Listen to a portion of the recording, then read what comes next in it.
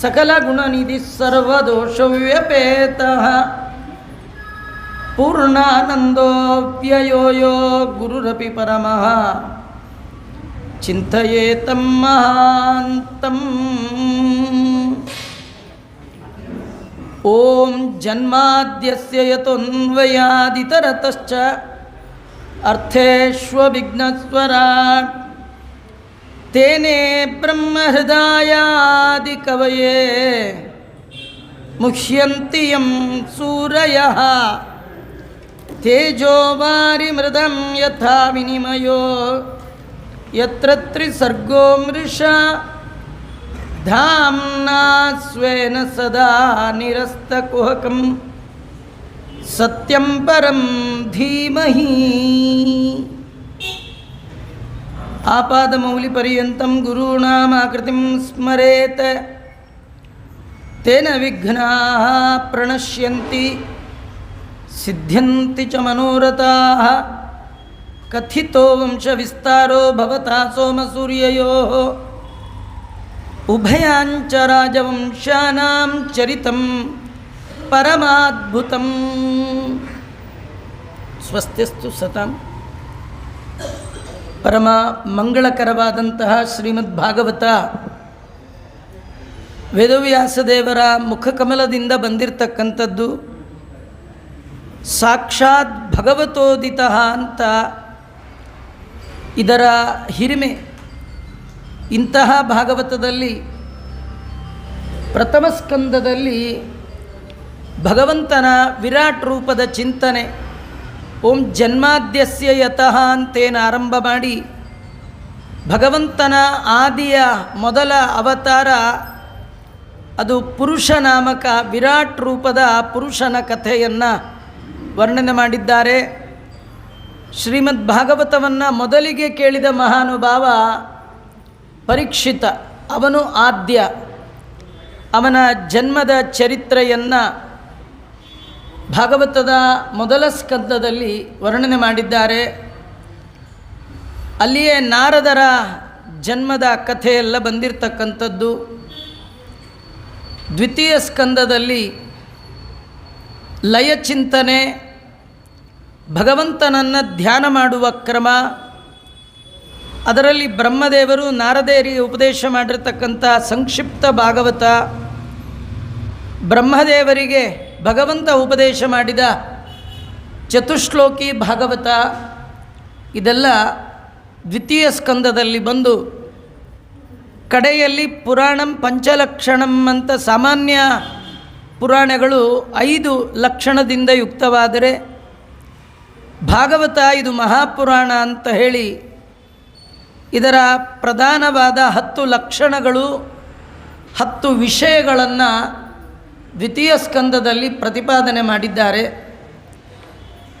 ತೃತೀಯ ಸ್ಕಂದದ ಆರಂಭದಲ್ಲಿ ಸ್ವಯಂಭೂ ಮನುವಿನ ಚರಿತ್ರೆ, ಶತರೂಪ ದೇವಿಯ ಜೊತೆಗಿನ ದಾಂಪತ್ಯದ ಫಲ, 5 ಜನ ಮಕ್ಕಳನ್ನು ಪಡೆದು ಅದರಲ್ಲಿ ವಿಶೇಷವಾಗಿ ಬ್ರಹ್ಮದೇವರ ಮಕ್ಕಳಾದ ಕರ್ದಮ ಪ್ರಜಾಪತಿಗಳು ಮಾಡಿರ್ತಕ್ಕಂಥ ಅತ್ಯದ್ಭುತವಾದ ತಪಸ್ಸು, ತಪಪ್ರಭಾವ, ಅದರ ಫಲವಾಗಿ ಸ್ವಯಂಭೂ ಮನುಪುತ್ರಿಯಾದ ದೇವಹೂತಿಯನ್ನು ಮದುವೆಯಾಗಿ ಅವರಿಬ್ಬರ ಪವಿತ್ರವಾದ ದಾಂಪತ್ಯದ ಫಲವಾಗಿ ಸ್ವಯಂ ಭಗವಂತ ಅವಳಲ್ಲಿ ಕಪಿಲ ನಾಮಕನಾಗಿ ಅವತಾರ ಮಾಡಿ ತಾಯಿಯ ನೆಪ ಮಾಡಿಕೊಂಡು ಎಲ್ಲ ಸಜ್ಜನರಿಗೆ ಭಗವಂತನಲ್ಲಿ ಭಕ್ತಿ ಮಾಡುವ ಉಪಾಯ ಯೋಗ, ಸಾಂಖ್ಯ ಯೋಗ ಅಂತ ಕರಿತಾ ಇದ್ದಾರೆ.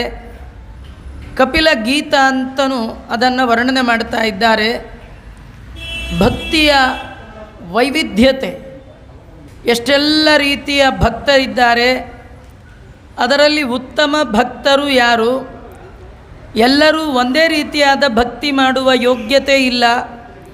ಅಮ್ಮ ನೀನು ಎಂಥ ಭಕ್ತಿ ಮಾಡಬೇಕು, ಇದೆಲ್ಲ ಭಗವಂತ ತೃತೀಯ ಸ್ಕಂದದಲ್ಲಿ ತಾನು ವರ್ಣನೆ ಮಾಡಿಸಿದ್ದಾರೆ ವೇದವ್ಯಾಸ ದೇವರು. ಚತುರ್ಥ ಸ್ಕಂದದಲ್ಲಿ ಅನೇಕ ಕಥೆಗಳನ್ನು ವರ್ಣನೆ ಮಾಡ್ತಾ ಪ್ರಧಾನವಾಗಿ ದಕ್ಷಾಧ್ವರ್ಯ ಯಜ್ಞವನ್ನು ಧ್ವಂಸದ ಪ್ರಸಂಗ, ರುದ್ರದೇವರ ಅವಮಾನ, ವೈಷ್ಣವರ ಅವಮಾನ, ಮಹನ್ನಿಂದ ವರ್ಜನ ಪ್ರಕರಣ ಇತ್ಯಾದಿಗಳೆಲ್ಲ ಚತುರ್ಥ ಸ್ಕಂದದ ಆರಂಭದಲ್ಲಿ ಬಂದು ಅಲ್ಲಿ ಆಕೂತಿ ಮತ್ತು ರುಚಿ ಪ್ರಜಾಪತಿಯಲ್ಲಿ ಆದ ಭಗವಂತನ ಯಜ್ಞನಾಮಕ ಪರಮಾತ್ಮನ ಅವತಾರ ಇತ್ಯಾದಿಗಳನ್ನು ವರ್ಣನೆ ಮಾಡಿ ಮೂರನೇ ಮಗಳಾಗಿರ್ತಕ್ಕಂಥ ಪ್ರಸೂತಿ ದೇವಿಯನ್ನು ದಕ್ಷ ಪ್ರಜಾಪತಿಗೆ ಕೊಟ್ಟು ಮದುವೆ ಮಾಡಿದ್ದು ಈ ಎಲ್ಲ ಕಥೆ ಚತುರ್ಥ ಸ್ಕಂದದ ಮೊದಲ ಭಾಗದಲ್ಲಿ ಬಂದು ಸ್ವಯಂಭೂ ಮನುವಿನ ಗಂಡು ಮಕ್ಕಳ ಸಂತತಿಯನ್ನು ವರ್ಣನೆ ಮಾಡ್ತಾ ಸ್ವಯಂಭೂ ಮನುವಿನ ಎರಡನೆಯ ಮಗ ಉತ್ಥಾನಪಾದ, ಅವನ ವಂಶದಲ್ಲಿ ಬಂದು ಅತ್ಯಂತ ಸಣ್ಣ ವಯಸ್ಸಿನಲ್ಲಿಯೇ ಭಗವಂತನ ಅಪರೋಕ್ಷ ಜ್ಞಾನವನ್ನು ಸಂಪಾದನೆ ಮಾಡಿದ ಮಹಾನುಭಾವ ಧ್ರುವಕುಮಾರ, ಅವನು ಮಾಡಿದ ಭಕ್ತಿ, ಅವನು ಮಾಡಿದ ತಪಸ್ಸು, ಕೇವಲ 5 ತಿಂಗಳಲ್ಲಿ ಭಕ್ತಿಯಿಂದ ಭಗವಂತನ ಒಲುಮೆಯನ್ನು ಪಡೆದ ಮಹಾನುಭಾವ ಧ್ರುವಕುಮಾರ.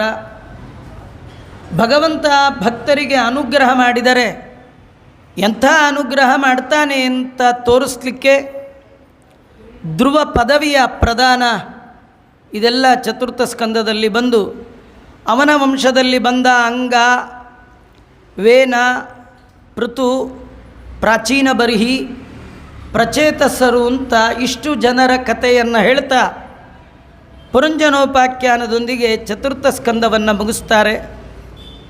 ಪಂಚಮ ಸ್ಕಂದದಲ್ಲಿ ಸ್ವಯಂಭೂ ಮನುವಿನ ಹಿರಿಯ ಮಗ ಪ್ರಿಯವ್ರತ ಮಹಾರಾಜ, ಅವನನ್ನು ಮೊದಲುಗೊಂಡು 5 ಜನ ರಾಜರ ಕಥೆ ಆರಂಭದಲ್ಲಿ ಬಂದಿದೆ.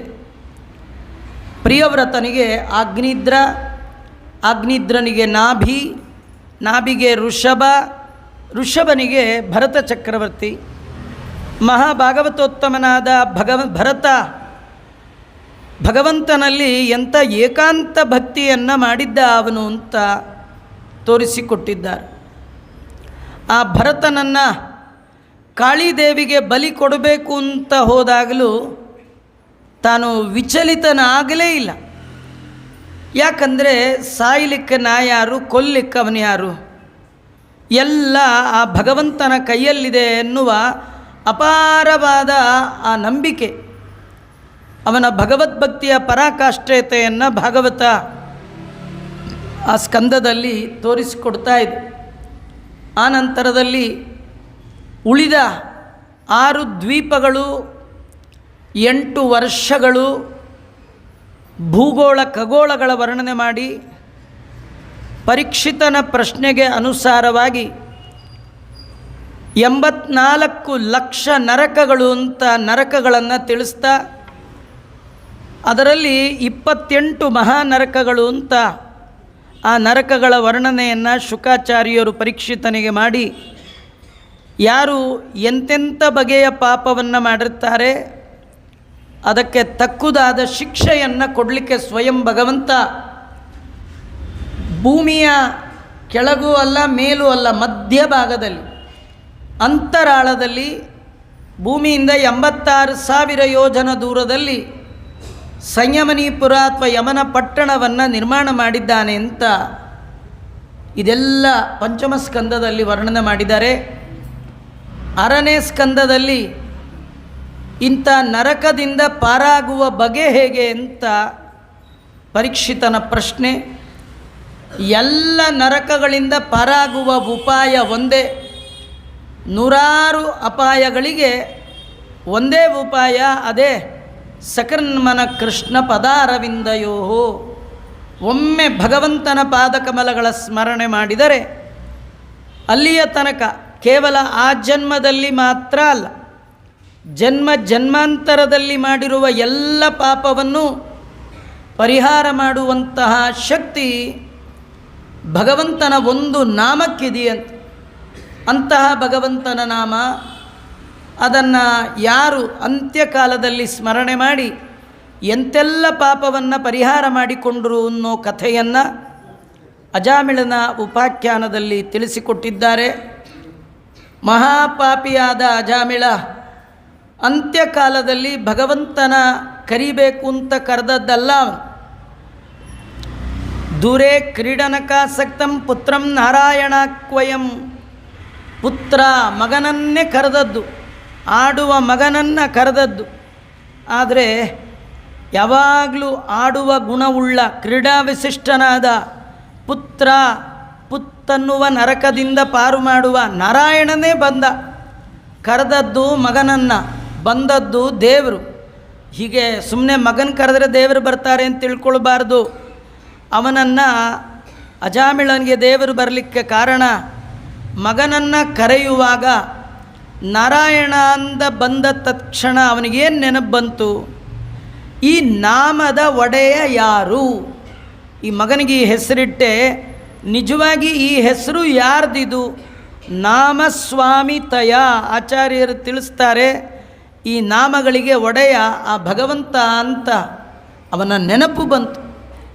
ಅವನ ನೆನಪು ಬಂದ ಕ್ಷಣ ವಿಷ್ಣುದೂತರು ಬಂದು ಯಮದೂತರ ಪಾಶದಿಂದ ಮುಕ್ತಿಗೊಳಿಸಿ ಅವನನ್ನು ಉದ್ಧಾರ ಮಾಡಿದ ಕಥೆ. ಯಮದೂತರಿಗೆ ಯಮ ಎಂತಹ ಜನರನ್ನು ನರಕಕ್ಕೆ ಕರ್ಕೊಂಡು ಬರಬೇಕು, ಎಂಥವ್ರನ್ನ ಕರ್ಕೊಂಡು ಬರಬಾರ್ದು. ತೇ ದೇವ ಸಿದ್ಧ ಪರಿಗೀತ ಪವಿತ್ರಗಾಥ ಯೇ ಸಾಧವ ಸಮದೃಶೋ ಭಗವತ್ಪ್ರಪನ್ನಾ ತನ್ನೋಪಸೀದತ ಹರೇರ್ಗದಯಾಭಿಗುಪ್ತಾನ್ ನೈಷಾವಯಂ ನ ಚ ವಯಂ ಪ್ರಭವಾಮ ದಂಡೇ. ಯಾರು ತಮ್ಮ ಜೀವನದಲ್ಲಿ ನಡೆ ನುಡಿಯಿಂದ ದೇವತೆಗಳ ಲೋಕದಲ್ಲಿಯೂ ಕೂಡ ಪರಿಪರಿಯಾಗಿ ಗಾಯನ ಮಾಡಿಸಿಕೊಳ್ಳುತ್ತಿರ್ತಾರೆ, ಅಂತಹವರ ತಂಟೆಗೆ ನೀವು ಹೋಗಬೇಡಿ, ಹೋದರೂ ನನ್ನ ಹೆಸರು ಹೇಳಬೇಡಿ ಅಂತ ಯಮದೇವರು ಹೇಳ್ತಾರೆ. ಯಾರನ್ನು ಕರ್ಕೊಂಡು ಬರಬೇಕು? ಜಿಕ್ವಾ ನವಕ್ತಿ ಭಗವದ್ಗುಣನಾಮಧೇಯಂ.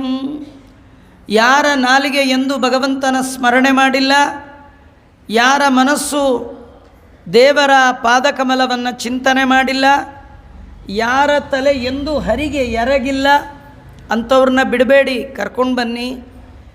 ಏನಾದರೂ ಅಪ್ಪಿ ತಪ್ಪಿ ಭಗವಂತನ ಭಕ್ತರ ಮನೆಗೆ ಹೋದರೆ ನನ್ನ ಹೆಸರು ಮಾತ್ರ ಹೇಳಬೇಡಿ ಅಂತ ಯಮದೇವರು ಯಮದೂತರ ಕಿವಿಯಲ್ಲಿ ಹೇಳ್ತಾ, ಯಮದೂತರು ಮಾಡಿದ ತಪ್ಪಿಗೆ ಯಮ ಸ್ವತಃ ಭಗವಂತನಲ್ಲಿ ತತ್ಕ್ಷಮ್ಯತಾಂ, ಭಗವಂತ ನನ್ನ ದೂತರು ತಿಳಿಯದೆ ನಿನ್ನ ಭಕ್ತನ ಕೊರಳಿಗೆ ಪಾಶವನ್ನು ಹಾಕಿ ದೊಡ್ಡ ಅಪರಾಧ ಮಾಡಿದ್ದಾರೆ, ಕ್ಷಮ ಮಾಡು ಅಂತ ಯಮದೇವರು ಪ್ರಾರ್ಥನೆ ಮಾಡಿದ್ದನ್ನು ಕಂಡು ಯಮದೂತರು ಅಂದಿನಿಂದ ಭಗವಂತನ ಭಕ್ತರ ಬಳಿಗೆ ಹೋಗೋದನ್ನೇ ಬಿಟ್ಟುಬಿಟ್ರು. ಅದರಿಂದ ಎಷ್ಟು ತಪ್ಪು ಮಾಡಿದರೂ ಪಾಪ ಮಾಡಿದರೂ ಅನಿವಾರ್ಯವಾಗಿ ಆ ಎಲ್ಲ ತಪ್ಪಗಳಿಗೆ ಒಂದೇ ಒಂದು ಪ್ರಾಯಶ್ಚಿತ್ತ ಅಂದರೆ ಪರಮಾತ್ಮನ ನಾಮ ಸಂಕೀರ್ತನೆ ಅಂತ 6ನೆಯ ಸ್ಕಂದದಲ್ಲಿ ವರ್ಣನೆ ಮಾಡಿ, ಅಲ್ಲೇ ಅದ್ಭುತವಾದ ಕಥೆಗಳು, ದಕ್ಷ ಪ್ರಜಾಪತಿ, ಅವನ ಮಕ್ಕಳು ಹರಿಯಶ್ವ, ಶಬಲಾಶ್ವರು, ಅವರ ಕಥೆ ಎಲ್ಲ ಬಂದಿರತಕ್ಕಂಥದ್ದು.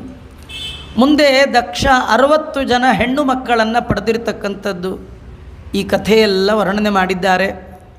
ಇದೇ ಸಂದರ್ಭದಲ್ಲಿ 6ನೇ ಸ್ಕಂದದಲ್ಲಿ ಭಾಗವತದ ಲಕ್ಷಣದಲ್ಲಿ ಒಂದಾದ ನಾರಾಯಣ ವರ್ಮದ ಪ್ರಸಂಗ, ವಿಶ್ವರೂಪಾಚಾರ್ಯರು ಇಂದ್ರದೇವರಿಗೆ ಉಪದೇಶ ಮಾಡಿದ ನಾರಾಯಣ ವರ್ಮ ಇಷ್ಟು ದೊಡ್ಡ ಉಪದೇಶ ಮಾಡಿದ ಆಚಾರ್ಯ ಮಾಡಿದ ಮಿಸ್ಟೇಕ್. ಉಪನ್ಯಾಸ ಮಾಡುವಾಗ ದೊಡ್ಡವರೇ, ಆದರೆ ಪ್ರಾಕ್ಟಿಕಲಲ್ಲಿ ಹೇಗೆ ಬಿದ್ದೋಗ್ತಾರೆ ಎನ್ನಲಿಕ್ಕೆ ಅವರು ಕೂಡ ತನ್ನವರು ಬಾಂಧವರು ಇದಕ್ಕೆ ಸೆಳೆತಕ್ಕೆ ಒಳಗಾಗಿ ಇಂದ್ರಲೋಕದಲ್ಲಿ ದೈತ್ಯರಿಗೆ ಆಹುತಿ ಕೊಟ್ಟಾಗ ಇಂದ್ರದೇವರು ಅವರ ತಲೆಯನ್ನೇ ತೆಗೆದಿರ್ತಕ್ಕಂಥದ್ದು. ಮುಂದೆ ವೃತ್ರಾಸುರನ ಹುಟ್ಟು, ಆ ವೃತ್ರಾಸುರನ ಸಂಹಾರಕ್ಕೆ ದದೀಚಿ ಋಷಿಗಳ ಮೂಳೆಯಿಂದ ವಜ್ರಾಯುಧ ಮಾಡಿಕೊಂಡು ವೃತ್ರಾಸುರನ ಸಂಹಾರ. ಆ ಸಂದರ್ಭದಲ್ಲಿ ವೃತ್ರಾಸುರನ ಪೂರ್ವಜನ್ಮದ ಕಥೆ ಇದೆಲ್ಲ 6ನೇ ಸ್ಕಂದದಲ್ಲಿ ವಿಸ್ತಾರವಾಗಿ ಬಂದರೆ, 7ನೇ ಸ್ಕಂದದಲ್ಲಿ ಹರಿಭಕ್ತನಾದ ಪ್ರಹ್ಲಾದನಿಗೆ ಎಂದೂ ಸೋಲಿಲ್ಲ. ನಂಬಿ ಕೆಟ್ಟವರಿಲ್ಲವೋ ರಂಗಯ್ಯನ. ಸಣ್ಣ ವಯಸ್ಸಿನಿಂದಲೇ ಅಗಾಧವಾದ ದೇವರಲ್ಲಿ ನಂಬಿಕೆ ಪ್ರಹ್ಲಾದರಾಜರಿಗೆ. ಭಗವಂತ ಇದ್ದಾನೆ, ರಕ್ಷಣೆಯ ಹೊಣೆ ಹೊತ್ತವ ಆ ಭಗವಂತ. ಇದು ಅಗಾಧವಾದ ನಂಬಿಕೆ. ಆ ನಂಬಿಕೆಯ ಆಧಾರದಲ್ಲಿ ಪ್ರಹ್ಲಾದನನ್ನು ಚಿತ್ರಣ ಮಾಡಿದರೆ, ದೇವರಲ್ಲಿ ನಂಬಿಕೆ ಇಲ್ಲ ಅಲ್ಲ, ದೇವರೇ ಇಲ್ಲ. ಅಷ್ಟೇ ಅಲ್ಲ, ನಾನೇ ದೇವರು. ಒಂದು ದೇವರಲ್ಲಿ ನಂಬಿಕೆ ಇಲ್ಲ, ಇದೊಂದು ಅಪರಾಧ. ದೇವರು ಇಲ್ಲ ಅನ್ನೋದು ಇನ್ನೊಂದು ಅಪರಾಧ. ನಾನೇ ದೇವರು ಅನ್ನೋದು ಇನ್ನೂ ದೊಡ್ಡ ಅಪರಾಧ.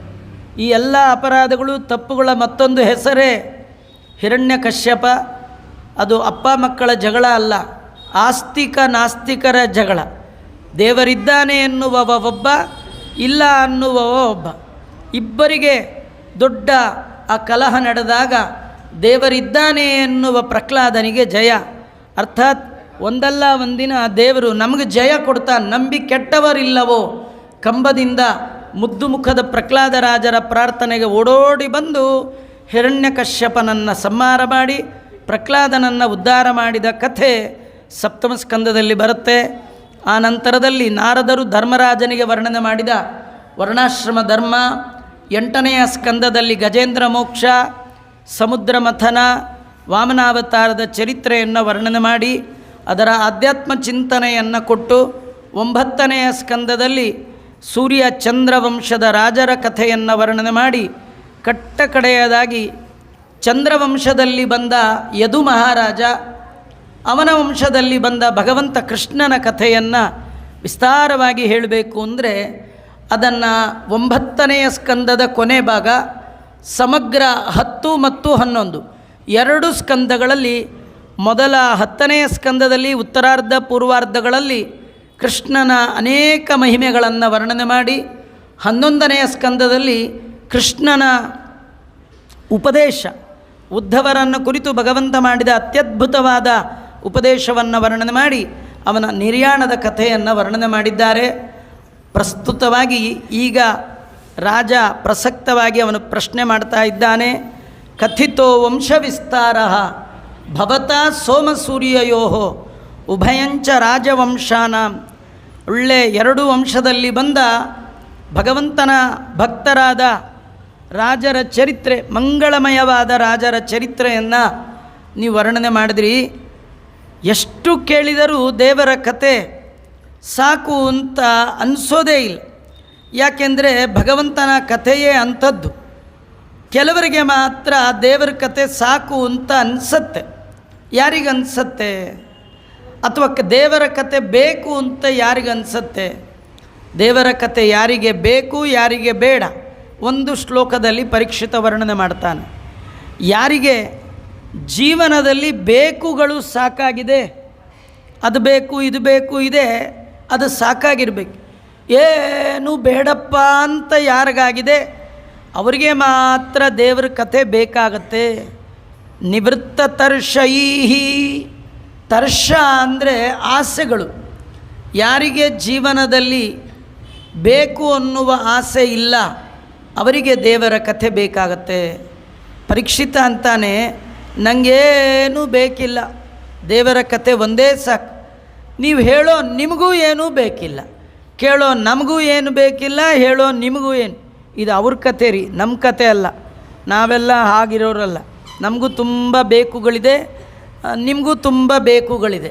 ಇಬ್ಬರಿಗೂ ಬೇಕಾಗಿರೋದು ಒಂದೇ, ಬೇಗ ಮುಗಿದ್ರೆ ಸಾಕು ಅಲ್ವಾ? ಕಥೆ ಬೇಗ ಮುಗಿದ್ರೆ ಸಾಕು. ಇದು ಹೇಳುವ ಕೇಳುವ ಇಬ್ಬರಿಗೂ ಬೇಕು ಅಲ್ವಾ? ಆದರೆ ಪರೀಕ್ಷಿತ ಅಂತಾನೆ, ನನಗೇನು ಹಾಗಿಲ್ಲ, ನಿಮಗೂ ಏನು ಹಾಗಿಲ್ಲ, ಹಾಗಾಗಿ ನಮಗೆ ಕಥೆ ಬೇಕು. ಯಾರು ದೇವರು ಮಾಡಿದ ಉಪಕಾರವನ್ನು ಅನಿಮಿತ್ತ ಬಂದು ಗೋಪಾಲ ವಿಠ್ಠಲ ಅವನು ಮಾಡಿದ ಉಪಕಾರವನ್ನು ಮರೆತಿದ್ದಾರೆ, ಅವರು ಮಾತ್ರ ದೇವರ ಕತೆ ಸಾಕಂತ. ದೇವರ ಕತೆ ಉಪಕಾರ ನೆನಪಿರುವವ ಮತ್ತೆ ಮತ್ತೆ ಕೇಳ್ತಾನೆ ಅಂತ ಹೇಳ್ತಾ, ಯಾವ ಈ ಭಗವಂತನ ಪಾದ ಕಮಲವನ್ನು ನಂಬಿ ನಮ್ಮ ಹಿರಿಯರಾದ ಪಾಂಡವರು ಅಪಾರವಾದ ಕೌರವ ಸೈನ್ಯ ಸಾಗರವನ್ನು ದಾಟಿ ವಿಜಯವನ್ನು ಸಂಪಾದನೆ ಮಾಡಿದ್ದಾರೋ ಅಂಥ ಪಾದಗಳ ಒಡೆಯನಾದ ಪರಮಾತ್ಮನ ಕಥೆಯನ್ನು ಹೇಳಿ, ಯಾವ ನಮ್ಮಮ್ಮನ ಹೊಟ್ಟೆಯಲ್ಲಿದ್ದಾಗ, ಯಾರು ರಕ್ಷಕರಿಲ್ಲದಿದ್ದಾಗ, ದ್ರೋಣಾಚಾರ್ಯರ ಮಕ್ಕಳು ಬಿಟ್ಟ ಅಗ್ನಿಶಿರೋ ಅಸ್ತ್ರ ಹೊಟ್ಟೆಯಲ್ಲಿರುವ ನನ್ನನ್ನೇ ಸುಡಬೇಕು ಅಂತ ಬಂದಾಗ ನಮ್ಮಮ್ಮ ನಿನ್ನ ಕಾಲಿಗೆ ಬಿದ್ದಲು, ಅನ್ಯಥಾ ಶರಣಂ ನಾಸ್ತಿ ಇಂದ್ಲು. ಆಗ ಗೃಹೀತ ಆತ್ತಃ ಜುಗೋಪ ಕುಕ್ಷಿಂಗತ ಆತ್ತಚಕ್ರೋ ಮಾತುಶ್ಚ ಮೇಯ ಶರಣಂಗತಾಯ. ನಮ್ಮಮ್ಮ ನಿನ್ನಲ್ಲಿ ಶರಣು ಬಂದ್ಲು. ಆಗ ನೀನು ನಮ್ಮಮ್ಮನ ಸ್ತೋತ್ರಕ್ಕೆ ಮೆಚ್ಚಿ ನಮ್ಮಮ್ಮನ ಗರ್ಭವನ್ನು ಪ್ರವೇಶ ಮಾಡಿ ಗರ್ಭದ ಒಳಗಿರುವ ನನ್ನನ್ನು ರಕ್ಷಣೆ ಮಾಡಿದ್ದೀಯಲ್ಲ. ಅರ್ಥ ಇಷ್ಟೇ ರೀ, ಗರ್ಭದಲ್ಲಿರುವಾಗ ಯಾವ ಭಗವಂತ ರಕ್ಷಣೆ ಮಾಡಿದ್ದಾನೋ ಈಚೆಗೆ ಬಂದ ಮೇಲೆ ಅವನ ಕಥೆ ಕೇಳಬೇಕೋ ಬೇಡ. ಆಚಾರ್ಯ ಅವನಿಗೇನೋ ದೇವ್ರ ಗರ್ಭದಲ್ಲಿ ರಕ್ಷಣೆ ಮಾಡ್ದ, ನಾವ್ಯಾಕೆ ಕೇಳಬೇಕು? ನಮಗೂ ಅವನೇ ರಕ್ಷಣೆ ಮಾಡಿರೋದ್ರಿ. ಅವನು ತಿಳ್ಕೊಂಡ, ನಾವು ಇಷ್ಟು ವರ್ಷ ಆದರೂ ಅದನ್ನು ತಿಳ್ಕೊಳ್ತಾನೇ ಇಲ್ಲ.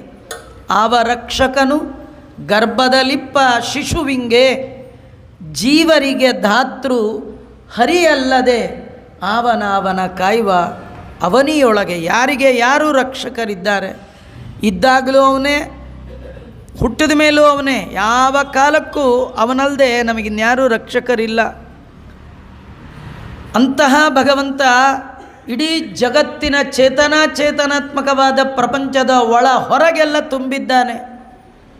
ಎಲ್ಲೋ ಒಂದು ಕಡೆ ಇದ್ದಾನೆ, ನಮಗೇನು ಸಂಬಂಧ ಇಲ್ಲ, ತಿಳ್ಕೊಂಡ್ರೂ ಆಯಿತು ಬಿಟ್ಟರೂ ಆಯಿತು, ಹೀಗಿಲ್ಲ. ಅವನು ಎಂಥವ? ವೀರ್ಯಾಣಿ ತಸ್ಯಾಖಿಲ ದೇಹ ಬಾಜ ಅಂತರ್ಬಹಿ. ಇಡೀ ಚೇತನಾತ್ಮಕವಾದ ಪ್ರಪಂಚದ ಒಳ ಹೊರಗೆ ತುಂಬ ತುಂಬಿಕೊಂಡಿದ್ದಾನೆ. ಒಳಗೂ ತುಂಬ್ಕೊಂಡ್ಬಿಟ್ಟಿದ್ದಾನೆ, ಹೊರಗೂ ತುಂಬ್ಕೊಂಡ್ಬಿಟ್ಟಿದ್ದಾನೆ. ಎಲ್ಲ ಠಾವಿನಲ್ಲಿ ಲಕುಮಿ ನಲ್ಲನಿದ್ದಾನೆ. ಹೇಗಿದ್ದಾನೆ? ಒಳಗೆ ಒಂದು ರೂಪ, ಅದಕ್ಕೆ ಪುರುಷ ರೂಪ ಅಂತಾರೆ. ಪುರುಷ ರೂಪ ಅಂದರೆ ಎಲ್ಲ ಚೇತನರ ಒಳಗೆ ತದ್ ಆಕಾರ ತದ್ಭಿನ್ನ ತದ್ವಾಚ್ಯನಾಗಿ ಒಳಗೇ ಇದ್ದಾನೆ. ಅಂತರ್ಧ್ರುವಾಯ ಅನುಪಲಭ್ಯ ವರ್ತಮನೆ, ಮೈ ಮಾತು ಮನಸ್ಸಿಗೆ ನಿಲುಕದೆ ನಮ್ಮೆಲ್ಲರ ಒಳಗೆ ಶಾಶ್ವತವಾಗಿ 12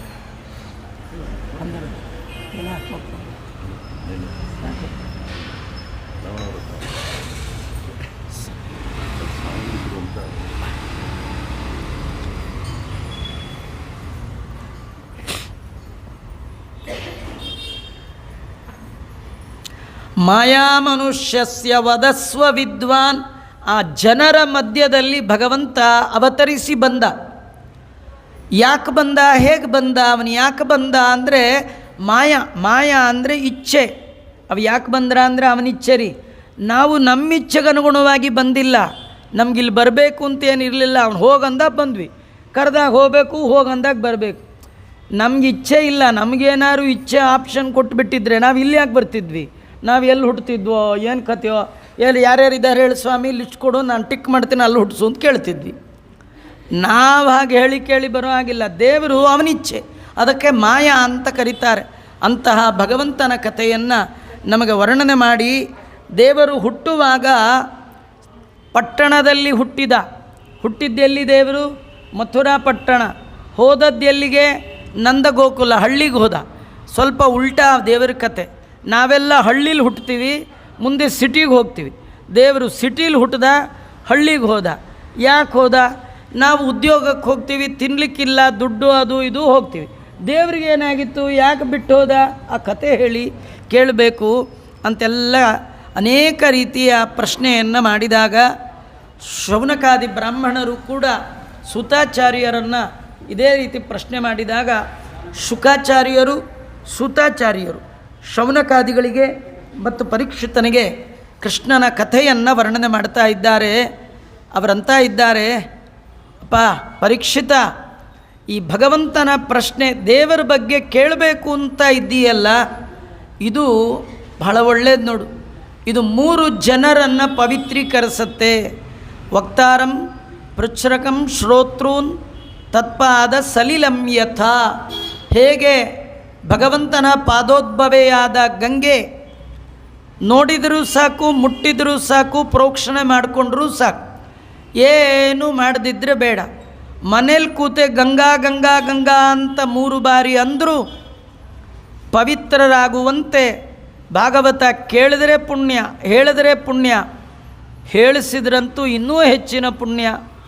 ಇಂತಹ ಶ್ರೀಮದ್ ಭಾಗವತದ ಕೃಷ್ಣನ ಕಥೆಯನ್ನು ನಿನಗೆ ಹೇಳ್ತೇನೆ ಅಂತ ಪರೀಕ್ಷಿತರಿಗೆ ಶುಕಾಚಾರ್ಯರು ವರ್ಣನೆ ಮಾಡ್ತಾ ಮುಂದೆ ಭಗವಂತ ಭೂಮಿಗೆ ಯಾಕೆ ಬಂದ ಅಂದರೆ ಜಾತಕಂಸವದಾರ್ಥಾಯ ಭೂಭಾರ ಹರಣಾಯ ಚ.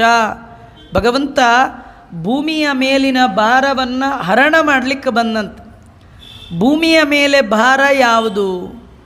ಭೂಮಿಗೆ ನಿಜವಾಗಿ ಯಾವುದು ಭಾರ ಅಲ್ಲ ರೀ. ಅಲ್ಲ ಅಂದರೆ ಅಲ್ಲ ಅಂತಿಲ್ಲ. ಭೂಮಿಗೆ ಕೆಲವರು ಭಾರ. ಯಾರು ಭಾರ? ಭೂದೇವಿಗೆ ಗಂಡ ನಾರಾಯಣ, ಅವನಿಗೆ ವರಾಹ ಅಂತ ಕರೀತಾರೆ, ಭೂವರಾಹ. ಯಾರು ಆ ಭಗವಂತನ ನಿಂದೆ ಮಾಡ್ತಾರೆ, ಹರಿದ್ವೇಷಿಗಳಿದ್ದಾರೆ, ಅವ್ರನ್ನ ಕಂಡ್ರೆ ಅವಳಿಗಾಗಲ್ಲ.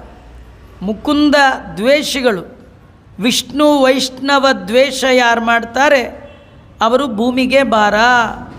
ಭಗವಂತ ಕೃಷ್ಣನಾಗಿ ಅವತಾರ ಮಾಡುವ ಮೊದಲು ಈ ಭೂಮಿಯ ಮೇಲೆಲ್ಲ ಅಂಥ ದೈತ್ಯರು ಹೆಚ್ಚಾಗಿದ್ದರು. ಆ ದೈತ್ಯರಿಗೆಲ್ಲ ಹಿರಿಯನಾದವ ಅವನು ಕಾಲನೇಮಿ ಅಂತ. ಅವನು ಕಂಸನಾಗಿ ಅವತಾರ ಮಾಡಿದ್ದ.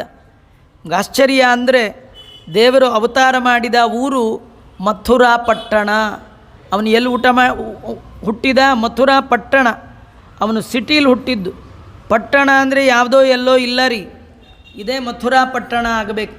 ಚತುರ್ಥ ಸ್ಕಂದ ಭಾಗವತದಲ್ಲಿ ವರ್ಣನೆ ಮಾಡುವಾಗ ಈ ದೇಹವನ್ನೇ ಪಟ್ಟಣ ಅಂತ ಕರೆದಿದ್ದಾರೆ. 9 ಬಾಗಿಲಿರುವ ಪಟ್ಟಣ ಈ ದೇಹ. ಇದು ಈ ಎಲ್ಲ ಪಟ್ಟಣದಲ್ಲಿ ದೇವರ ಅವತಾರ ಮಾಡೋಲ್ಲ, ಮಥುರಾ ಪಟ್ಟಣದಲ್ಲಿ ಮಾತ್ರ ದೇವರು ಹುಟ್ಟುತ್ತಾನೆ. ಹಾಗಾದ್ರೆ ಈ ಪಟ್ಟಣ ಮಾತ್ರ ಆದರೆ ಸಾಲದು, ಇದು ಮಥುರಾ ಆಗಬೇಕು. ಮಥುರಾ ಪಟ್ಟಣ ಅಂದರೆ ಪವಿತ್ರವಾದ ಪಟ್ಟಣ. ಅದಾಗಬೇಕಂತಾದರೆ ಸತ್ಕರ್ಮವನ್ನು ಆಚರಣೆ ಮಾಡಬೇಕು.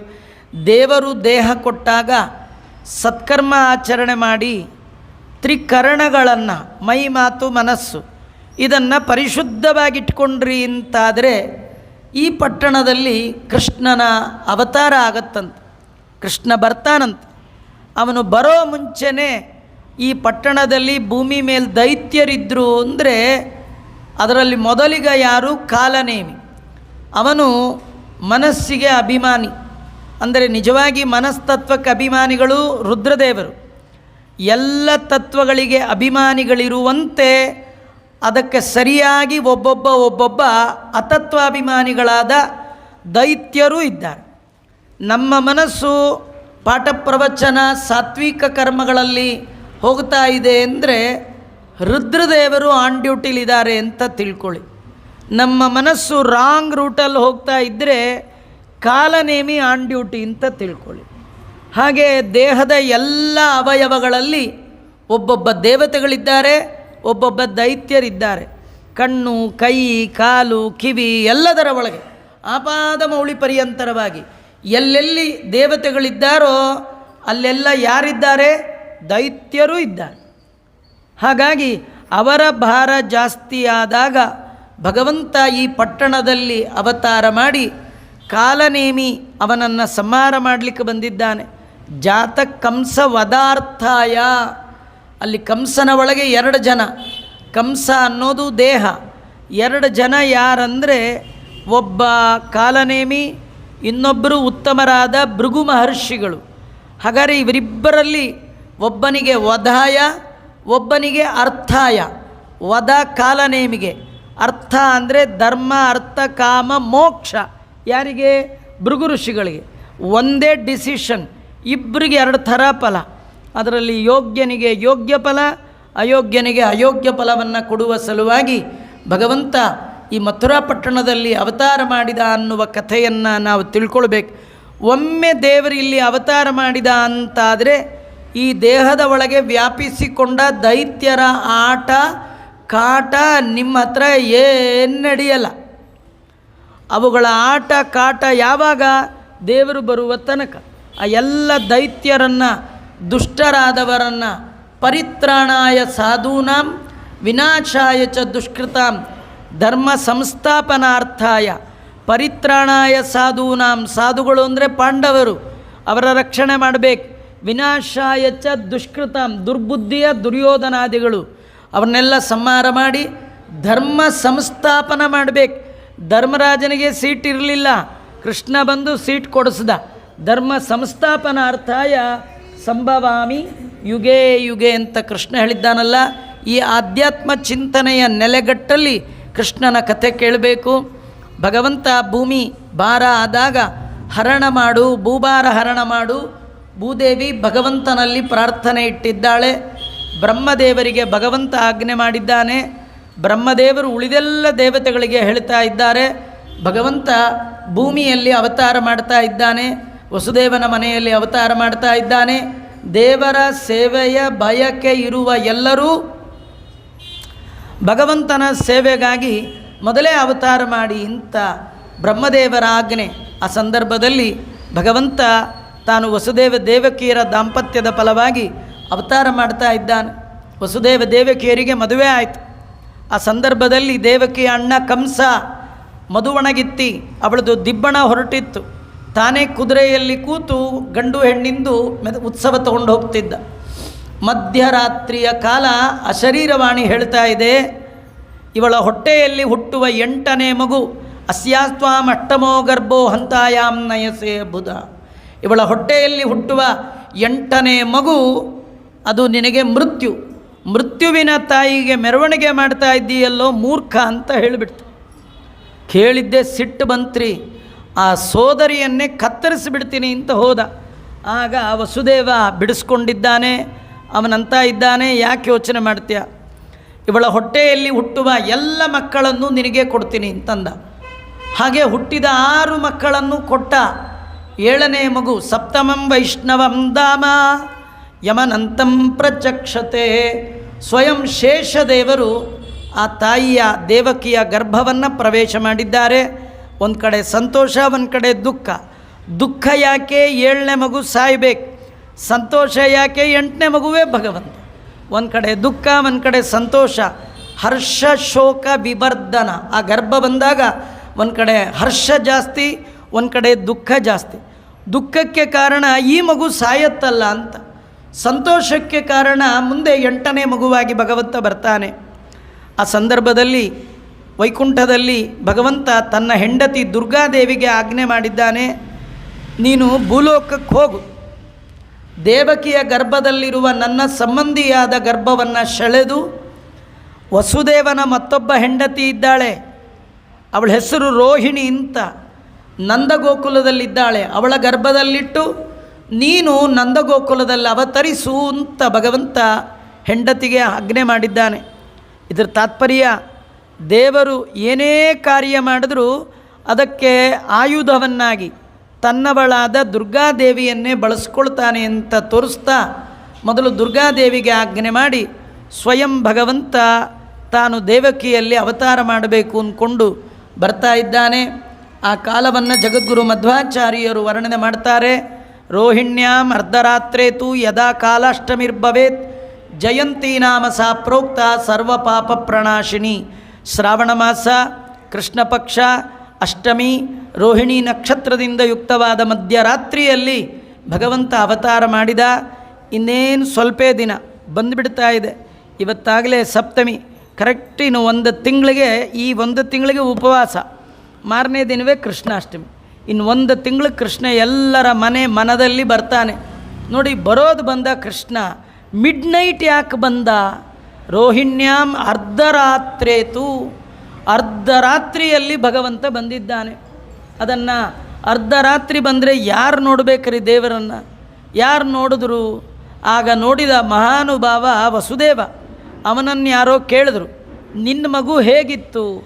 ಯಾಕೆ ಕೇಳಿದ್ರಂದೆ, ಹಿಂದೆ 6 ಮಕ್ಕಳನ್ನು ಪಡೆದಿದ್ದ, 7ನೇದು ಸೇಮ್ ಹೀಗೆ ಇತ್ತ, 8ನೇದು ಸೇಮ್ ಇತ್ತ ಅಂದರೆ ವಸುದೇವ ಅಂತಾನೆ, ತಮದ್ಭುತಂ ಬಾಲಕಮಂಬುಜೇಕ್ಷಣಂ ಚತುರ್ಭುಜಂ ಶಂಖಗದಾತ್ಯುದಾಯುಧಂ ಶ್ರೀವತ್ಸಲಕ್ಷ್ಮಂ ಗಲಶೋಭಿಕೌಸ್ತುಭಂ ಪೀತಾಂಬರಂ ಸಾಂದ್ರ ಪಯೋಧ ಸೌಭಗಂ ಮಹಾರ್ಹ ವೈಡೂರ್ಯ ಕಿರೀಟ ಕುಂಡಲತ್ವಿಷಾ ಪರಿಷ್ವಕ್ತ ಸಹಸ್ರಕುಂತಲಂ ಉದ್ದಾಮ ಕಾಂಚಂಗದ ಕಂಕಣಾದಿಭಿಃ ವಿರೋಚಮಾನಂ ವಸುದೇವಾಯಿಕ್ಷತ.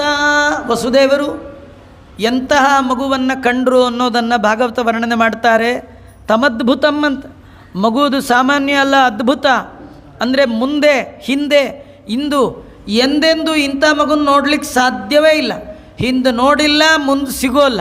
ಅದ್ಭುತವಾದದ್ದಿದು ಅಲ್ಲ. ಮಗು ಅಲ್ವಾ, ಬಾಲಕನೇ. ಬಾಲಕ ಅಂದರೆ ಹಿಂದಿನ ಬಾಲಕರಂತೆ ಈ ಬಾಲಕ ಅಲ್ಲ.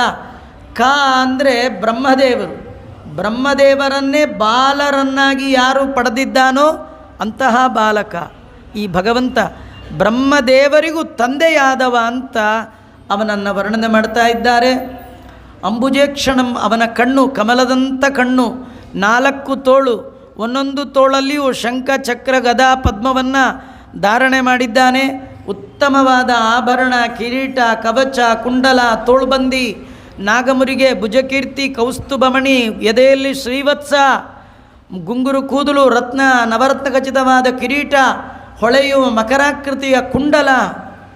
ಈ ಒಟ್ಟು ಕಥೆ ಏನು ಗೊತ್ತಾ? ದೇವರು ಬರುವಾಗಲೇ ರೆಡಿಮೇಡ್ ಬಂದುಬಿಟ್ಟ.